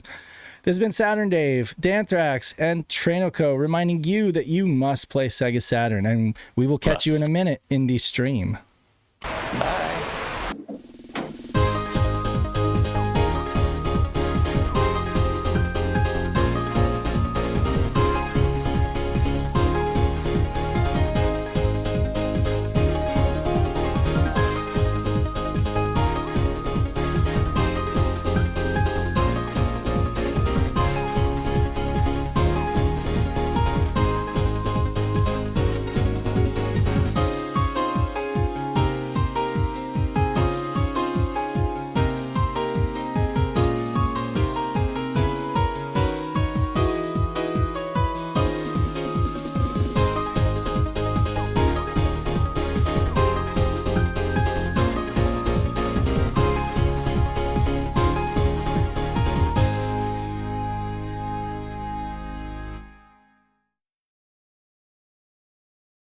SHIRO Saturn, SHIRO!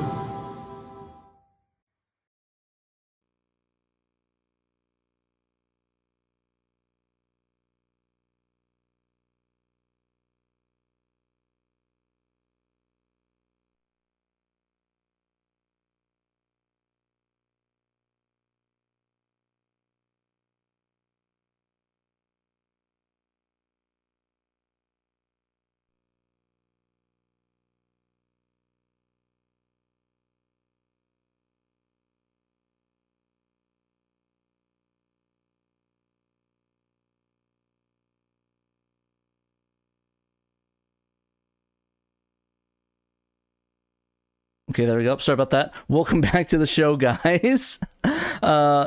Today we are playing Snatcher, or at least my personal copy Snatcher. Basically, for everyone that doesn't know, at Game On Expo in Arizona, Dave and I were walking around, and we were able to find a copy of Snatcher. We were just recording like organically, just to look around games, and we were just looking around. I was like, "Oh, hey, haha, Snatcher." We'll come back. It's like, "Well, how much do you want? Like, what's your price?" And I'm like, $800, and he's like, "Let me go talk to the dude." So, I did. We talked to him a little bit, and we worked out $825. So that was really cool, and I was able to get my copy Snatcher, and that's actually what we were playing. I actually ripped it like last night. I should have said 600. I don't think you would have gone for that. But basically, we were playing my personal copy that I ripped from Game On Expo, not the one I downloaded, but the actual one. We were playing that on stream today.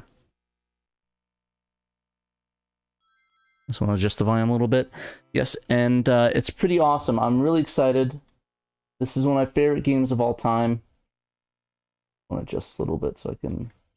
One of my favorite games of all time. I'm really excited that I can finally play this and own this, and it's actually in my house that I can just grab it off the shelf, so I'm really excited about that. And I'm excited to play some Snatcher. So, and I'm glad you guys are joining me. We have 54 people watching us play Snatcher. Look, I don't know who you are, but who I am, but you will. Yep, so let's go. We'll start it off. I like this control scheme where select, shoot, cancel, draw, blaster that way, because you can have the 2 buttons for each of them.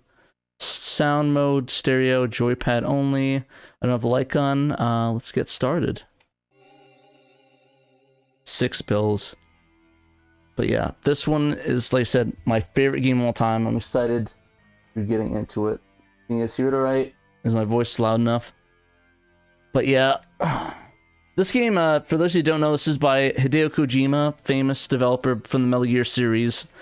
He basically, this is one of his first sort of text-based adventures, like a visual novel, essentially light gun game. So it's really good. It stars of course Gillian Seed, a junker they found in the middle of Siberia. We'll tell the story right now, all about, you know, the mysterious explosion in Moscow. Actually, college was snatched because you got all the ladies. No, it's because I obsessed over a 20-year-old game, and I had no game. So, ironically enough, I had no game, and I literally had no game. So, go figure. But yeah, I really like this port of the game. I know I'd love to play the Saturn one or the PC Engine version, but unfortunately they do not. It's not in English, so it's kind of hard for me to play. I really should give it a shot. There's one a shot, even though I don't understand it as well, but you know. Could have imagined. Like I said, this is a very story-intense game. But yeah, I'd like to know in chat, how many of you guys have Snatcher? How many of you like Snatcher? I like that reference right there, Jeremy Blaustein. Fun fact, does the game sound low? Let's turn it up a little bit. I just want to make sure I wasn't overpowering it. But yeah, fun fact, Jeremy Blaustein is actually related to, I forgot what her name was, but she did the voice of Meowth on Pokemon. That was her brother, and sadly she passed away in 2008, I believe. Yeah, definitely Metal Gear Solid 4 has a lot of references to this, especially in Metal Gear Mark II is the same as Metal in this one, that one that rocks around with you. And of course he has that overcoat in the old Snake, and it kind of looks like Gillian Seed a bit with that overcoat. There actually is in Metal Gear Solid 5, you can actually unlock the song and multiplayer to listen to.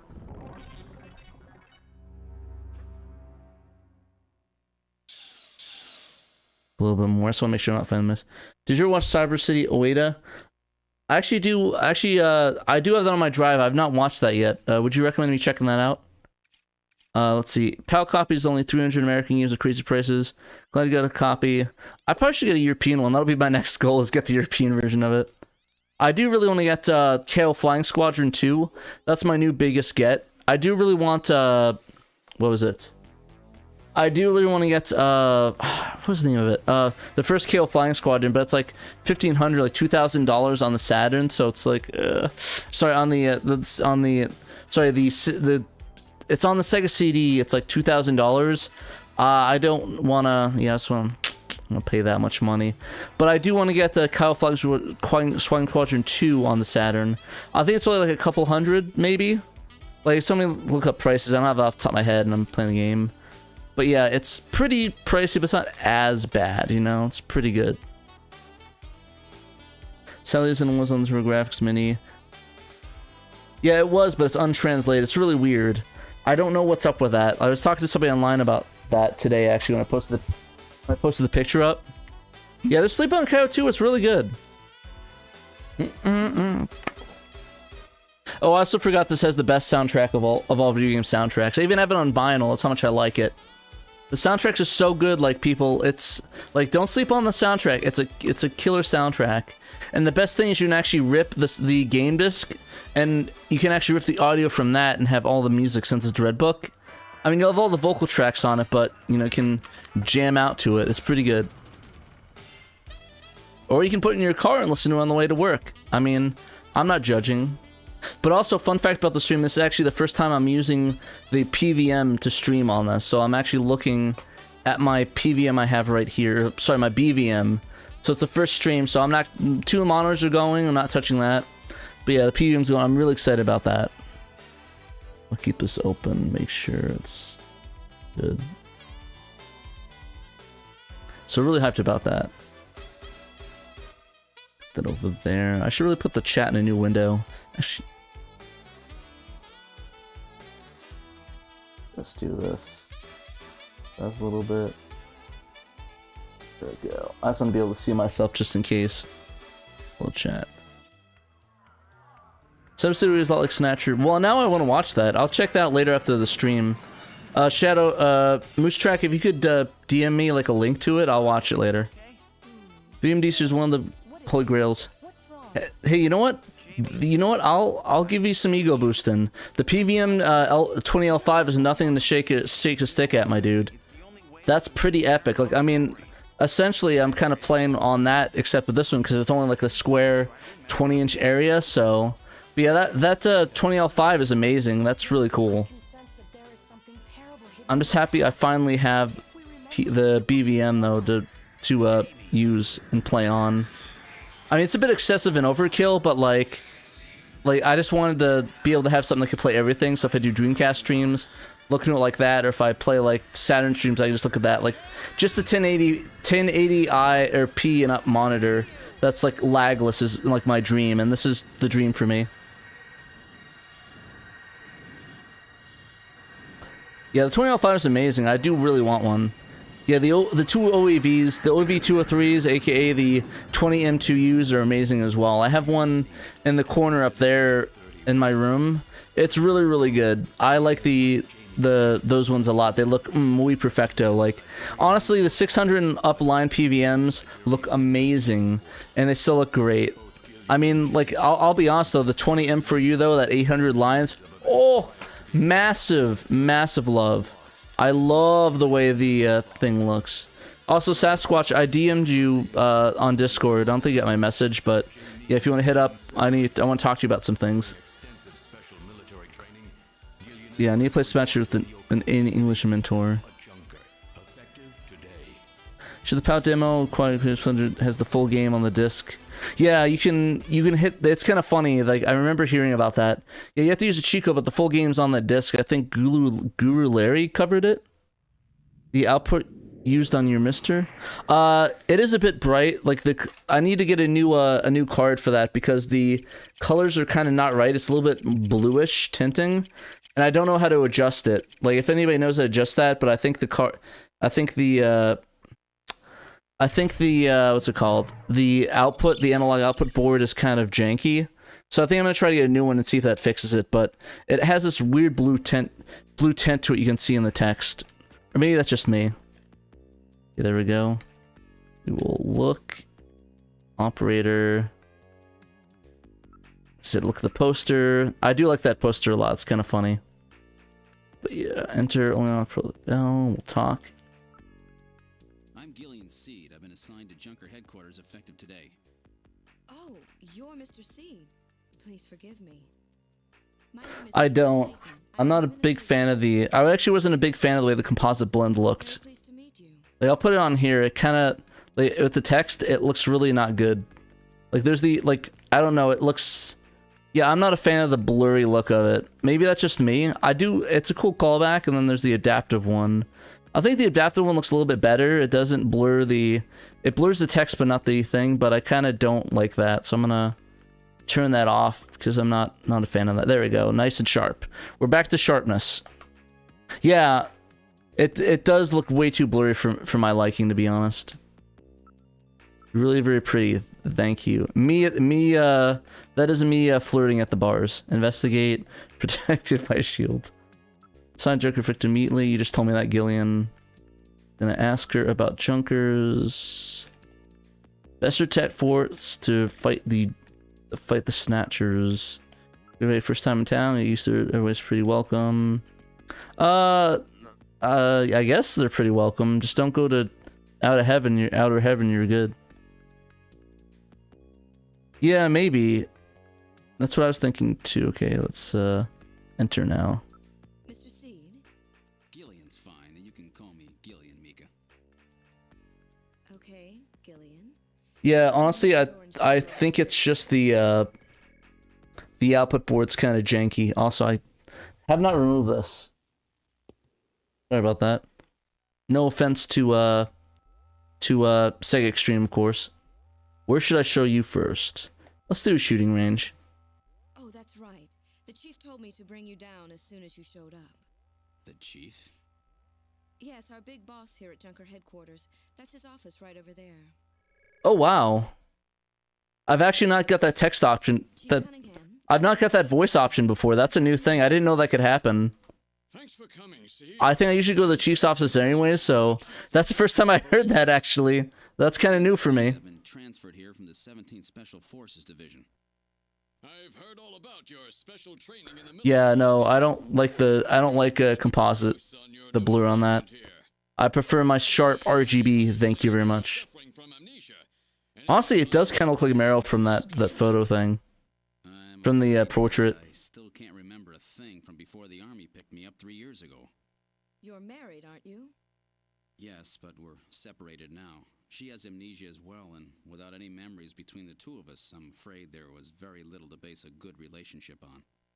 I can see your point there. I like how his reaction is, I can see your point there. It's like, oh, thanks. I mean, it might be a spoiler for, you know, what's with the chief. Like, the one thing that I like is this, I didn't notice this till later, about the, the picture. Because, like, he's really obsessed with that picture, and you'll find out why later in the game. I won't spoil it, but you'll be like, oh, wow, that, I didn't see that. Actually, I did not see that coming when I first played it. I can see it being okay with high, pretty sure whether, yeah, I see it being okay on a game with high the graphics. Yeah, maybe it might be good for, like, Sonic or something like that. But yeah, I just prefer, like, I don't know, maybe I'm just, like, an elitist with that. Hopefully I'm not being elitist. You can play a game and enjoy it every time you want, but I just don't, and maybe it'll look better on a... Well, no, it doesn't look better on a CRT. I have a CRT in front of me, and it looks awful. So that was just a blatant lie right there. But maybe with like the composite artifacting and all the other composite trickeries, it would look a little bit better. But like, it's just not.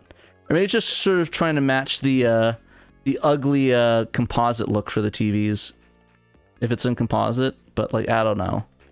That's way beyond me. You'd use fit Snatchers. One thing I did notice that I didn't realize when I first played this game is that they have like a old time like detective. Oh yeah, I see you're a junker. You know, like that sort of thing. Maybe anybody else notice that too? I like that that whole like aspect of it's like a was it Midwestern or like a new. I forget what the accent's called. If somebody knows what I'm talking about, it's like if you watch Casablanca. No, it's North Atlantic. The North Atlantic accent sort of thing, which I kind of think is kind of a cool touch. I see, sort of like a police officer's badge, huh? And here's some money. It's not much, but you'll need it to carry out your investigation. Cash? Credit cards aren't accepted. Transatlantic, that's what it was. Thank you, Shadow. You'll need this. That's what it was. I completely forgot the name of that. It's a rough place out there. Go see Harry, the engineer. He's got your equipment ready for But yeah, let's go talk to Harry then. That's weird though. I don't remember being able to go directly to Harry. Oh no, Harry's not going to be there. That's right. We have to go to the other rooms first. But we'll do the shooting range. That's what I want to do first. I want to see how well I can shoot with the. Yeah, you got to do blast shit. Come on, let's go see Harry. But I think you should get some practice in first. Come on, let's take a crack. All right, let's practice. Sweet. All right, let's see. I actually am pretty bad at this on like Mr. and through HDMI. Let me see how good I am with the PVM. Maybe I'll be a little bit better. Or on the BVM. See, I'm so used to having PVMs. Having a BVM just seems unreal to me. I can't comprehend having a BVM. Yeah, exactly. It's new to me.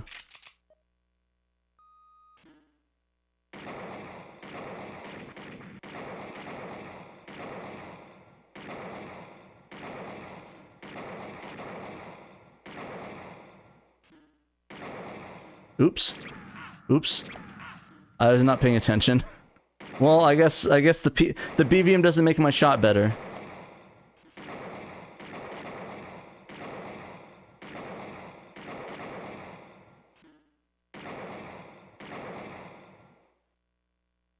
I got all, but I killed a bunch of people. Target, target, target. You know, such bait some civilians too. Well, it's nice you're not wasting much ammo, but you really need to avoid shooting civilians at least. Sorry, I can't help it. Let's go see Harry then. Do they have a Lycan for the Mister? Is that a thing now? I don't know. I really want to see if they do. Into databases, information. Let's do Jordan. Blah, blah. Basically, it's just a supercomputer. Just for those that don't know that, you can look up information. You do need to do it for a couple of those story sections. I'm not sure we'll get to it, but we'll see if we can at least. So we'll check up Harry's room. Yeah, he's gonna be gone, so we have to look at the other rooms first to be able to trigger Harry to be able to talk to. So we'll go back out there. So we're going to do detective's room. You always mentioned Blade Runner. Yeah, I mean literally. Actually, Dune as well. Sting's costume is for Random Hajil is literally Sting's costume, so it's kind of funny. Like it literally is 1-to-1 almost. I think there's also no. So I'm an idiot. Sorry. Sting is in Blade. No. Yes. Wait. Did I get that mixed up? Let me know if I got that mixed up. I'm fairly sure that no. There's a character in Blade Runner that has the same costume as Random Hajil, I believe. It looks yeah. Sting's in Dune, but doesn't his costume look exactly like the one in the one that Random has, or I guess vice versa? Ask. So does Dune. Okay, so does the Dune suit. I figured as much. Here we go. Oh, good. Harry's back. Great to meet you. You're Gillian Seed, right? Haven't we met somewhere before? No. Random question, but anybody get the Dune popcorn bucket? Really? I'm not. I'm just wondering. Just asking. Since we're already on the topic of Dune, I've been trying to find one, but I can't find one anywhere. And no, it's not for what you think it is, you nasty guys. I just want to know if they, if somebody got one or where to get them, because they're kind of cool. Also make a lot of jokes with it. Okay, I'm gonna ask about Navigator. I know. All right, allow me to introduce the Navigator, which I just use lighting up the snack adapters. I do need to get those. I need to get the snack connector with that. I don't have one. Yeah, I'm like I don't have a lot of Mister stuff. A lot of the add-on stuff I try to get is like sold out. So, if anybody knows like a good setup thing for that, that'd be great. The Mister game I've been slacking on too much. Like there's like a year where I didn't even touch it. Mach 2. So I've been out the game for a little bit. Metal Gear? That's a pretty weird name. Oh, he's cute. I do want to get a figure of Metal. I've been trying to find like one online. There's been a lot of like people posting up online with the little figurines for him, and I really want to get one, but I just can't find one anywhere. It's kind of a bummer. Like there's people that post up like, oh, here's my 3D print project, and they don't post a link to it. I'm talking to one guy. I'm hoping maybe I can get it because that's like my ultimate get. I really want to get a light gun. This is your blaster, the official weapon of a junker.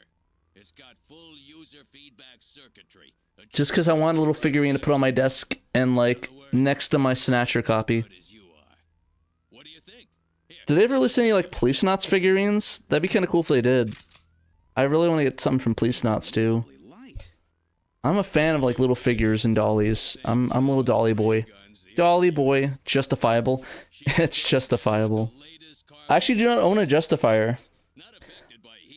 No, I don't, but I know people that do because I do a lot of like a lot of people in the community for Warhammer have 3D printers, so I have easy access. And I just be like, yeah, here's like a couple bucks. There you go. This is built really well. All right, now I just need to get the trigger for Jean to appear. I forgot what it was. Things just look at the photos. So I got that. Yeah. Oops. Stare at me like that. Go look. Oops. I keep hitting the wrong one. There we go. Poster. Basically, I'm just using the SNES. The Retrobit Saturn controller just because it's pretty much a Mega Drive controller with you know, more buttons. There's the Mega Drive one that they have, but I think it's too small for my hands. Like a little tiny thing. I have tiny hands. Tiny hands. I think Doom Buckets are sold out in theaters. They're sold on Scalping for $100. Yeah, I don't need $100 for that joke. That's dumb. I actually never played the Westward Blade Runner game. I need to play that one. I'm sleeping on that. I'm sleeping on that one. That way, insane use lights, big communications, video phone. Okay, I think this is what triggers it. Yeah, there we go. Do you like the Mega from the? I prefer the Snatcher design, to be honest.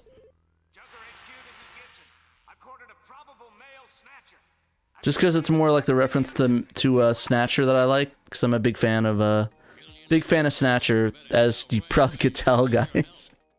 Honestly, I'm surprised I didn't wear my shirt. I forgot. I could switch, but that's too late. Specially designed for junker use.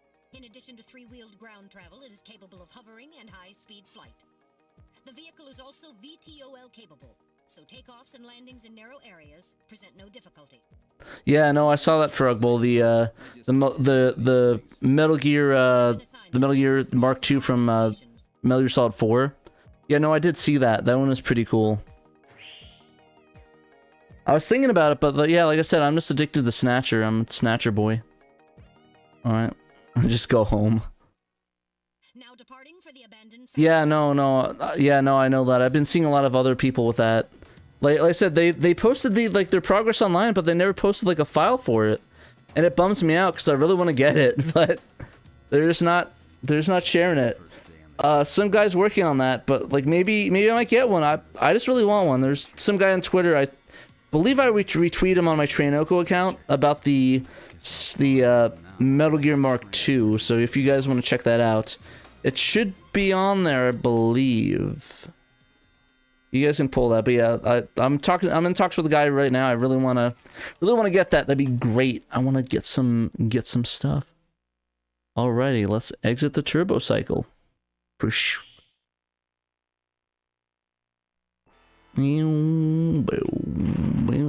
you call from? All right, just have to look around. I think up to here I forget what the triggers are to trigger it, so I just pretty much select all of it. Right one down. Let's see the building. There we go. Area, something around. Motion detector. There. Put yourself together. I forgot it does that. There we go. Yikes. Oh no! What was that? A male scream. Perhaps something has happened to Jean-Jacques. Definitely something happened to Jean-Jacques. Gillian, please use extreme caution. I read multiple moving objects within the factory. This could indicate the presence of Snatchers or Insectors. Insectors? What in the world's that?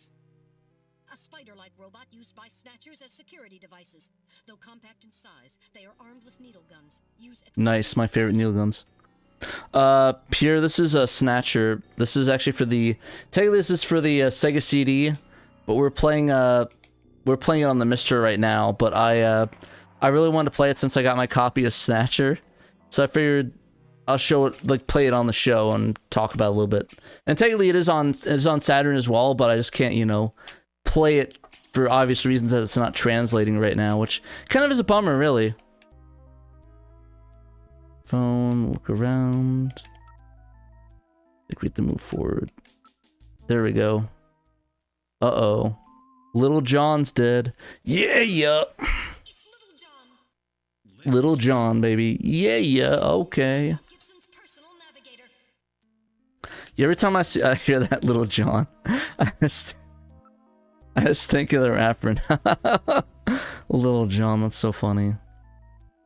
Let's investigate. Fire from lasers cannon, rip in peace. You nearly is right, unless there's a very serious reason. It's hurry, gets into trouble. Alrighty. Investigates. We'll check the memory chip. Well, what do you think?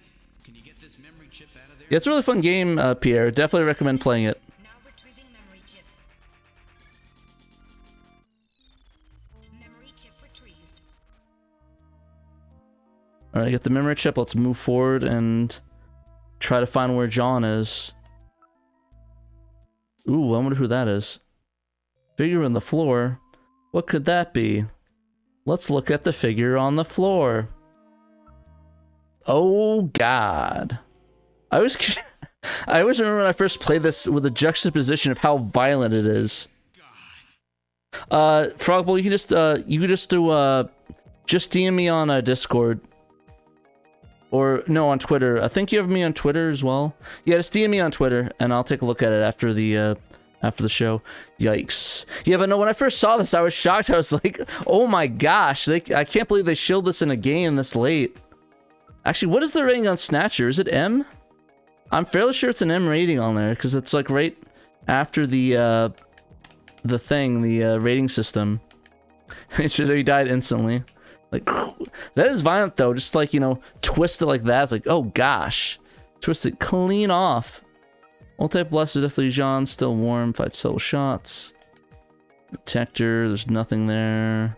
We'll have to look at the corpse. Jeez, didn't mean like that. Hand... Gibson, clothing. Just get... Oops, investigate. Grab the key. I figure you actually have to grab the key. Being used. Investigate him again. Right hand. In addition, there's skin tissue, nails, preference. There we go. Skin sample. Now analyzing recovered tissue sample. Startup sound. I'm actually playing from. Technically speaking, I'm playing directly from the ISO I bought. So basically, I don't have a Sega CD anymore. This is off the Mister. So if you look up right here, I'll doing this cutscene. You can see the menu pop up for the Mister.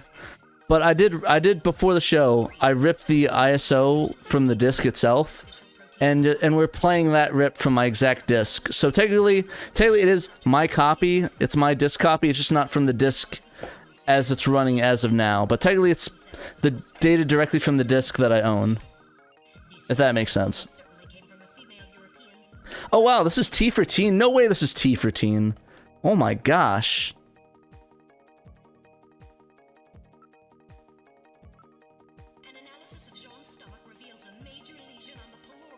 Yeah, no, I'm really excited I have this copy, though. It's one of my favorite games. Yes. In addition, I read a substantial quantity of partially digested organic compounds. Organic compounds? If you can determine the composition and a degree to which the food's been digested, we may be able to... Yeah, exactly, Shadow. This is my disc. Alright, let's analyze his stomach contents. I'm investigating all the Snatch. Every day, every night. Baby. We got some Discord notes. Let's see.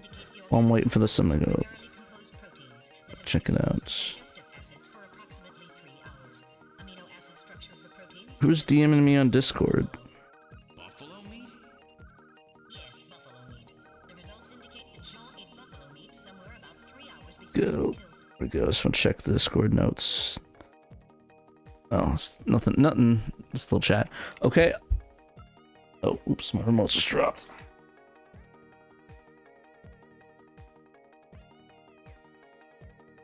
Alrighty, I think we have to get the key. And then there's something else. We have to check his pockets. Gibson, clothing, and then the other note. Investigate. Let's see, where's the note? Scrap of paper.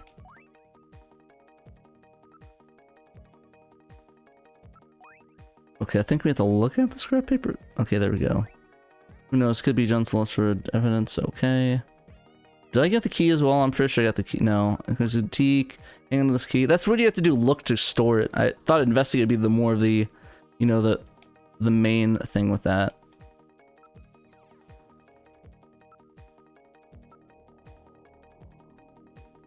Advanced.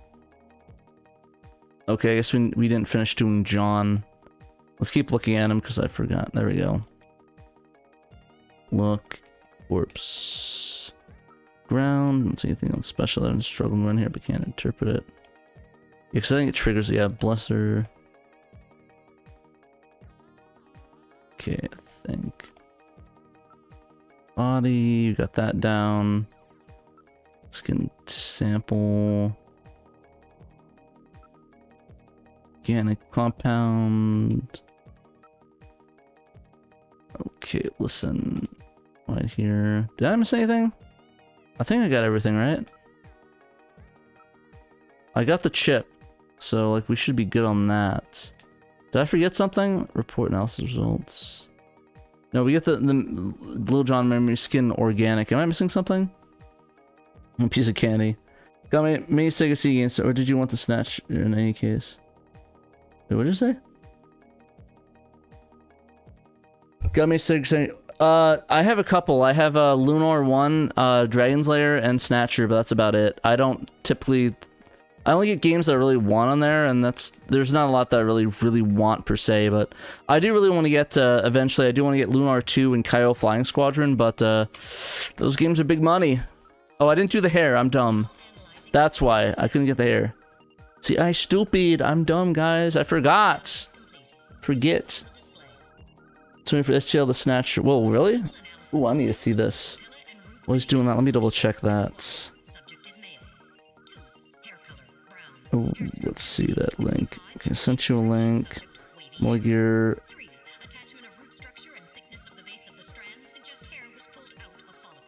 Oh wow, this actually is really cool. Nice, nice, nice, nice. Thank you. Ooh, download. I'm gonna send this to my friend. I'll have him print it out for me. I'm printing a couple of these for me, actually. Oh, jeez. Can you articulate him? He looks kind of loose. Hopefully you can articulate him a little bit. Why does he have him hanging like that in the photo? That's weird. But thank you. Thank you for Rugbowl. Really appreciate that. I'll get that. Just can for sure. I like to get the Neo Geos. Just what Neo Geo games are on Sega CD? I think the only one I know is Sam Show. Is there any other ones besides Sam Show 1? Snatchers? Unable to confirm. I suggest we investigate.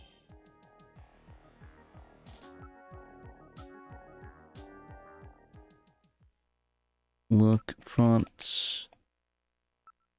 Sand. Sand. Weird. There we go.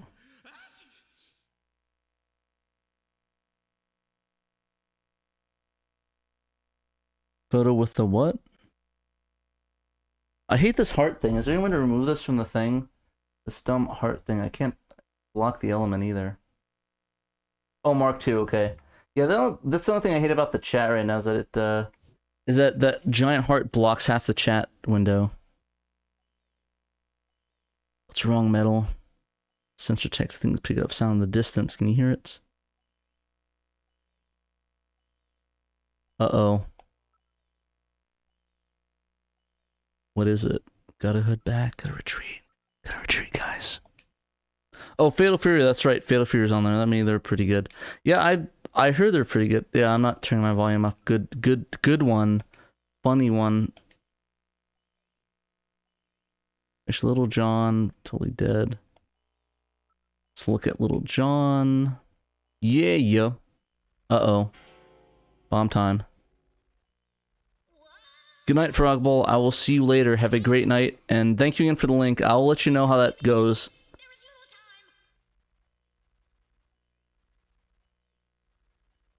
Yeah, I guess I'll save. I guess. File number 1. There we go. Yes. New playing. Treats. Uh-oh, here we go. Here we go, guys. Gonna shoot stuff.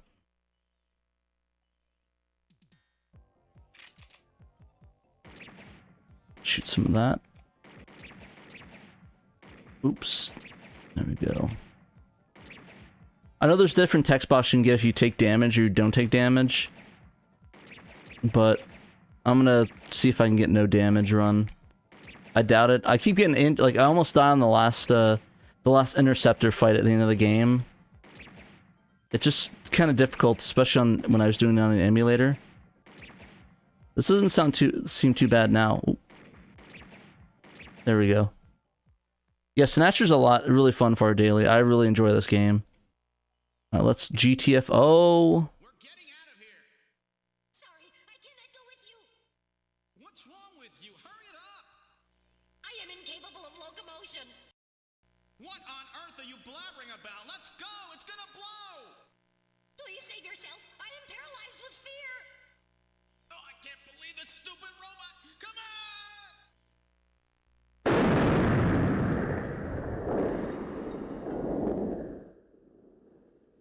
Sorry about that. I just want to blow everyone's ears up.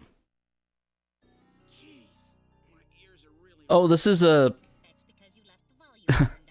This was originally released in the United States. This actually was localized back in the 90s, and I think 94? I believe it's 94. It was fully dubbed. This is not a fan translation. This is originally how it came out back in the day. And this is the only English release this game ever received. It came out in Europe and then the United States. And funny enough, there was never a port of Snatcher for the Mega CD in Japan. It was only Europe and the United States. Why? I don't know, but they did get it on a PC engine, we didn't, so maybe that was a trade-off. I never understood that. So technically speaking, this version is actually exclusive to the United States and Europe. And there are a coded number of differences. And I think it's objectively the soundtrack is better on Mega CD, like the thing, the consensus is that the Mega CD is the best version of it. See, you play ST Snatcher. I do too, Shadow. I actually have it on this one as well. I have the MSX core on here, and I have the original Snatcher for the MSX, and I have ST Snatcher. ST Snatcher is really cool, cute. I like it a lot. It's more like an RPG though, which I think is kind of neat. I should really want to try. Right, there we go. All right, let's get out of here. Let's see Harry being angry at us. Well, so our new junker has returned. I register high. Play ST Snatcher and MS2 feels a little... Yeah, it does feel like a Magic Knight Wraith in a way, or like a top-down RPG. It does kind of, and it's cute that way. I should definitely play that. Maybe a stream game. I don't know. It's definitely an option. Wow.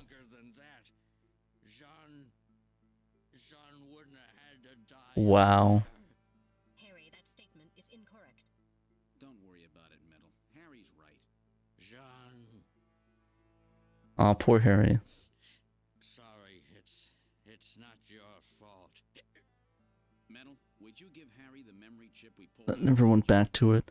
I honestly, it's funny. I did it to test as well. I just want to see it run. Because it actually is translated with I think, was it Arbino? I forgot what their name, something Arbino. But yeah, they actually worked on that. The people, the dude behind the 240p test suite. So I thought that was really cool that, I saw the credits like, wait, he worked on that? So I thought that was kind of cool, the translation for them. Artemio Albino, thank you very much, Shadow. I'm horrible with names. I am the worst with names, so I do appreciate that, because I'm bad. I'm bad to the bone. Junker HQ, yeah, baby. Yeah, no, I have to send him a thank you next time I talk with him. All right, let's investigate the locker. All right, let's investigate the locker. Code hang in the locker. Look, the locker. That locker with a coat. Let's check the coat. Probably spare, just like the code got worn out. We'll investigate the code. Pockets. A chest piece. I think there's something else in there. Use the wood and then the coat. There's something else in. I could have sworn there's a. Oh no, it's the drawer. The draw. Let's check the draw. Sorry, near desk. Oops. There we go, near desk. Still desk one John was using. Probably should take a look inside. We shall investigate the near desk. Desk drawer. There it is. Use the key, dude. A key. Nobody uses keys anymore. Open. Do I actually have to like lock? I can't open it. Oh my god. Use the damn. No, not the video phone. Possessions. Use. Key. I forget to do that sometimes. There we go. Capsules. And a disc. Anything else in the drawer? On the front. Move. Go talk to the chief. Better shut the locker. Wow, how friendly of them. Hey Pat, send a reply Discord. Yeah, no worries. I saw you send a reply. I'll talk to you after the stream for your something. Talk about that. Ominous ain't for my nose. Let's look at him. Personal things are for his desk. Gibson didn't tell himself. Trina's real victim. Okay, let's move to the front. It should give him some time or stuff. Use time to examine Gene's personal belongings. Didn't I just do that? Wow. Is she just angry at me? I didn't do anything. I just be... Just rude. Your rudeness. Maybe I didn't investigate stuff enough. Investigate the code. That's in the code, okay. Possess and investigate. Evidence. Scrap of paper. Investigate. Evidence. Chess piece. Yep, that's a wooden chess piece, alright. It's an action video. Imaginary Earth. Really good. Yep, that's the one. Really good game. I think, yeah. This drawer. Oh my gosh, I opened it with the dang key. Did you guys lock it? Oh, I didn't take it? Are you kidding me? Dummy, take the dang discs and capsules. Yeah, take it with you. Take it, put it in your pocket. And something to do with John's investigation. Okay, there we go. There we go. I forgot to do that. I forget you have to do that in this game. You actually have to go and investigate and pick them up. It's been so long since I played this. I need to play it some more. I'm dumb. I am dumb. I eat buffalo. I like bison. And y'all eat bison out there? Let me see those bison eaters in chat. Also, Shadow, what time is your thing at? Like, how many hours? I don't know what time you're... Is that the East Coast? Just want to know so I don't step on your stream. Alrighty, let's go to the... Yeah, let's choose offices. Desk. Thank you. Go... Okay, that works. I think that's what I needed. Okay, yep, you found where there's sort of buffalo around here, even though the else are going. If I have a big lead investigation. Okay, now. She got over it. It's been 5 minutes. I'm good now. That's cool. He's dead. Alone now. Constantly kept only something. I got the snatchers now. You still in John's desk. Restaurant serves it. It's all good. Stream starts in 40 minutes. p.m. Eastern, 6 p.m. Pacific. Okay. We'll play for another 20 minutes and then we'll head out. Dude, stop. Don't hit on her. I just want to know. I got to know. Where is he located? Move. Enter turbo cycle. Mika, how you and your wife doing? I haven't talked to her in a while. In the video phone? No, you shouldn't leave her alone like that. Well, I totally will. Be careful, Gillian.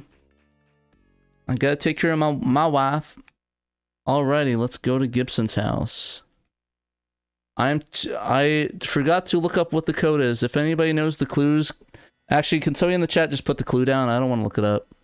I could, but just like what her stuff is. I probably could look it up though, but if nobody remembers off the top of your head, I'll just look it up real quick. Just look up Katerina questions. Look, house, window, tinted, trivia. Right, investigate house. Knocking it is. Who is it? Talk. No, really in junker. No shows to prove. Proof. Junker ID, of course. Possessions. Show junker ID. You can't trust you. Just tell me how old their father is. Oh gosh.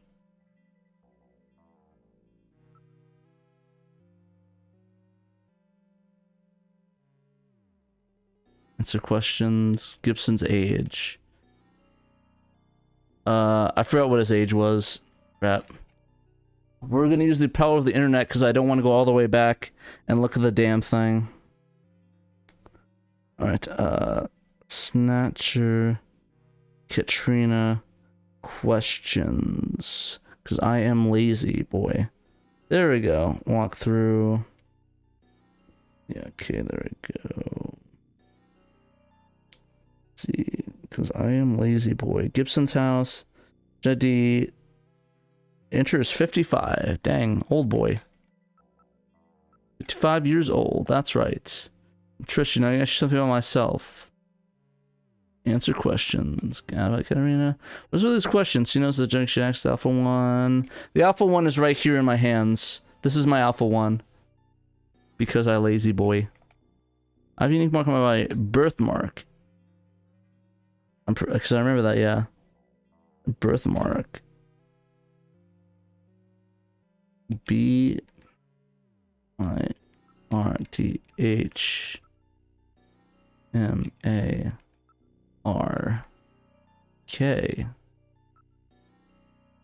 There we go. Oh, go.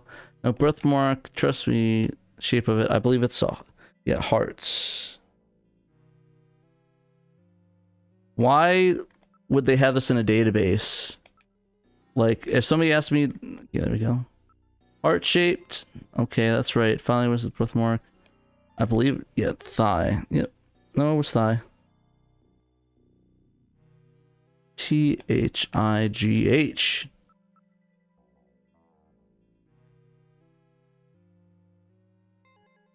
It's pretty embarrassing. Well, what do you mean it's pretty embarrassing? You asked me about that, and you asked me where it was, and you asked me, like, why did you, like, voluntarily add that stuff on the database? Like, sorry, I had to fix my chair. I need to jump up real quick.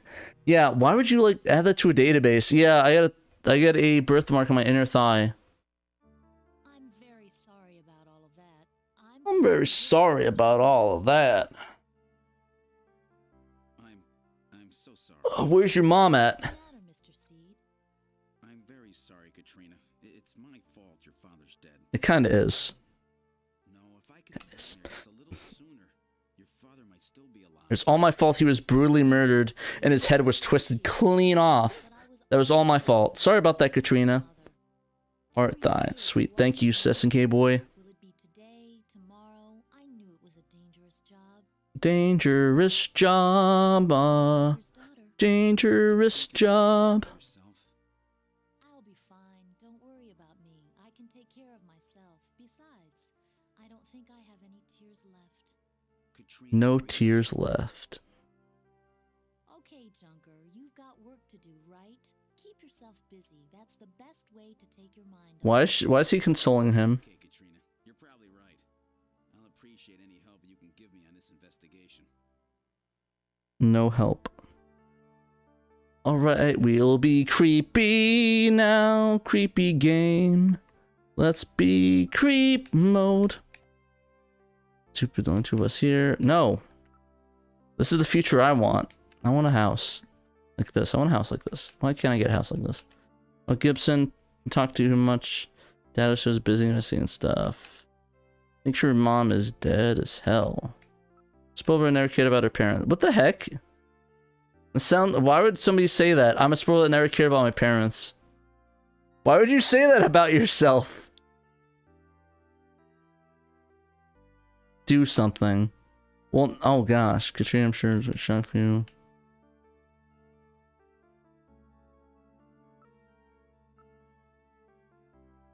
Oh, gross.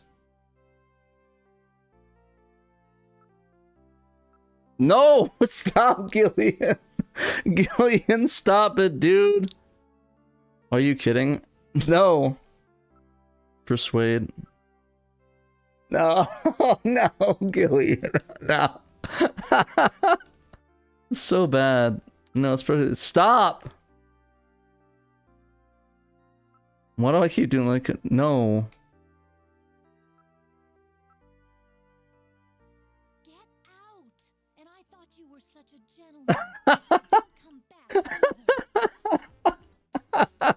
I forgot you could do that. I actually completely forgot. I forgot you could do that. That's funny. Oh, that's hilarious. That's why there's like little things like that. I never got that before. I forgot you could do that. Well, oh god. I think I actually have to leave and come back. I'll even come back to my apartment and go back. Stop. Alright, we'll go to the apartment first. Oh, that's funny. Joe, whether your father, you say. Oh, man. I love Snatcher.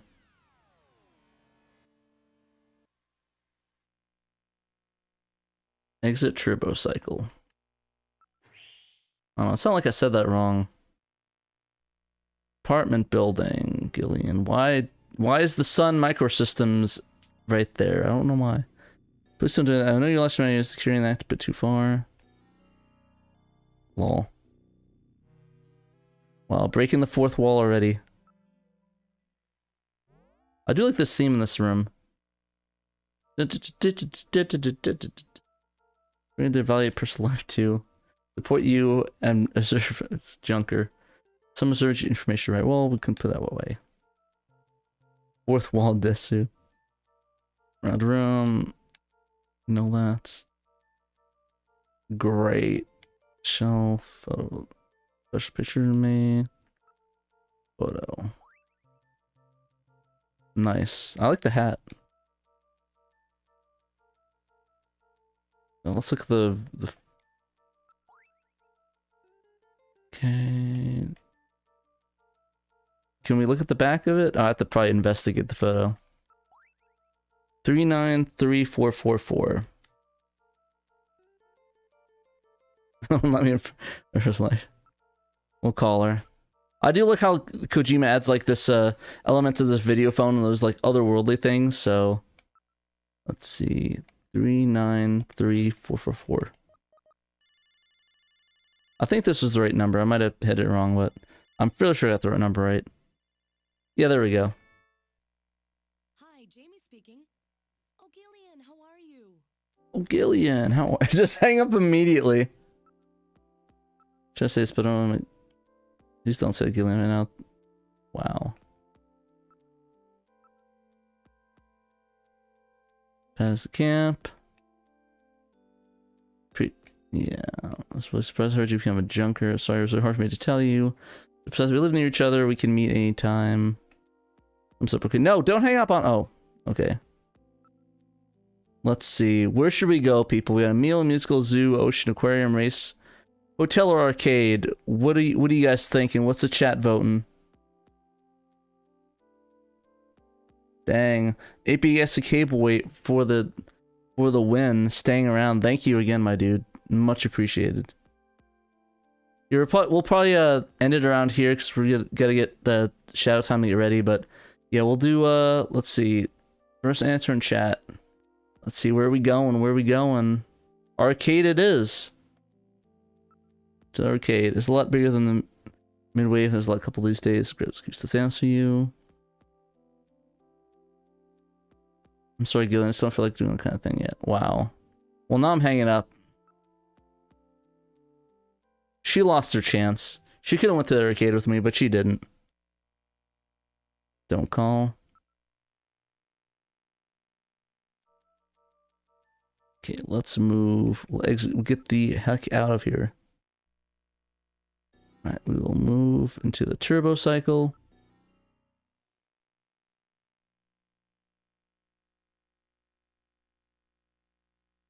You'd be surprised someone really like the arcade. It's actually a lot of fun.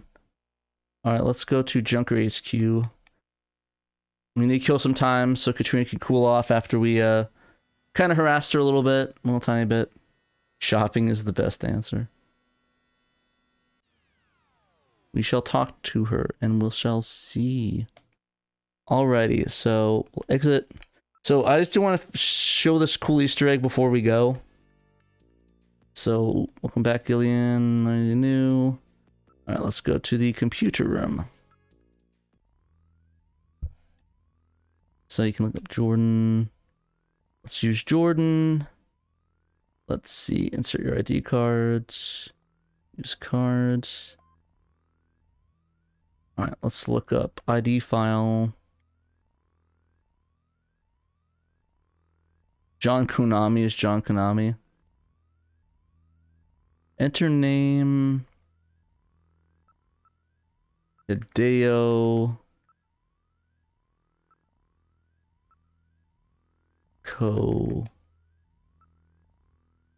G-M-A.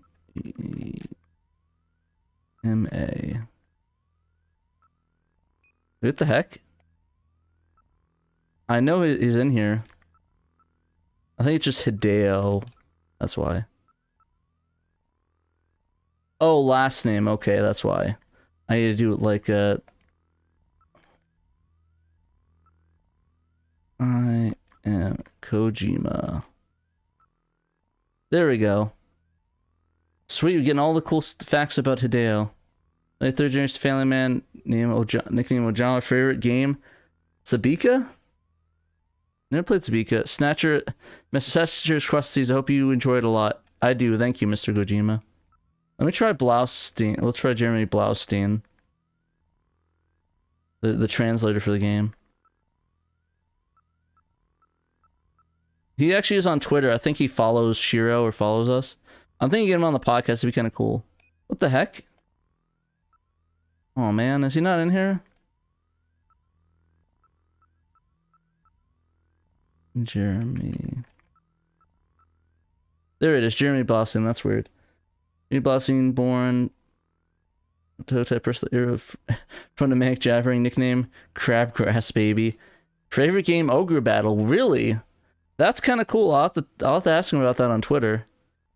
I'll have to ask him, hey, you still like Ogre Battle? It's like, no, that game sucks, bro.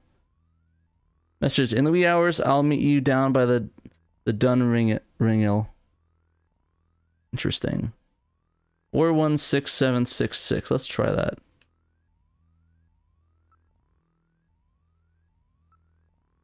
I'm gonna try that real quick. So use metal, get a phone. Let's see, call port 16766. I think that's the right number.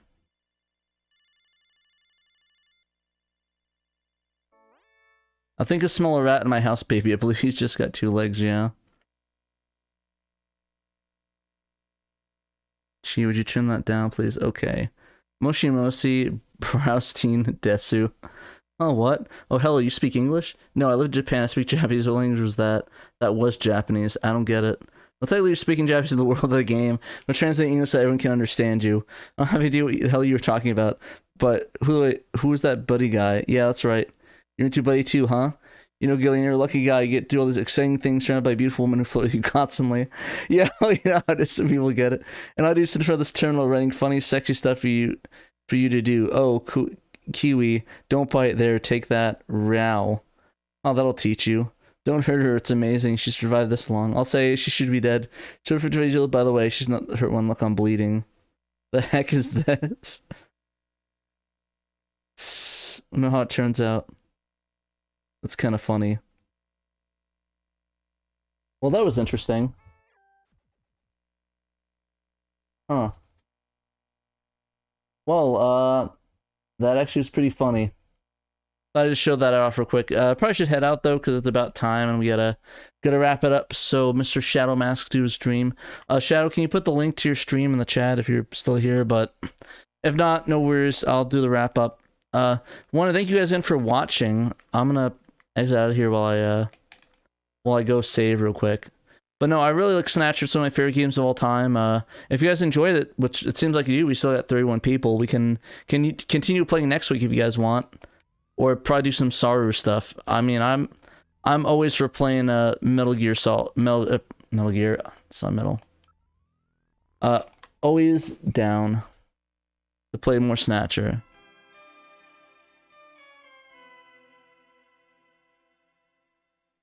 Go to the menu. I'll make sure this saves.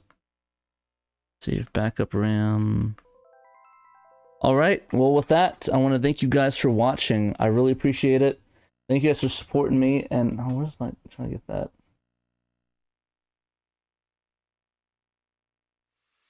Well, thank you guys for supporting me and getting Snatcher. You guys are amazing. I love you. Thanks for all the kind comments.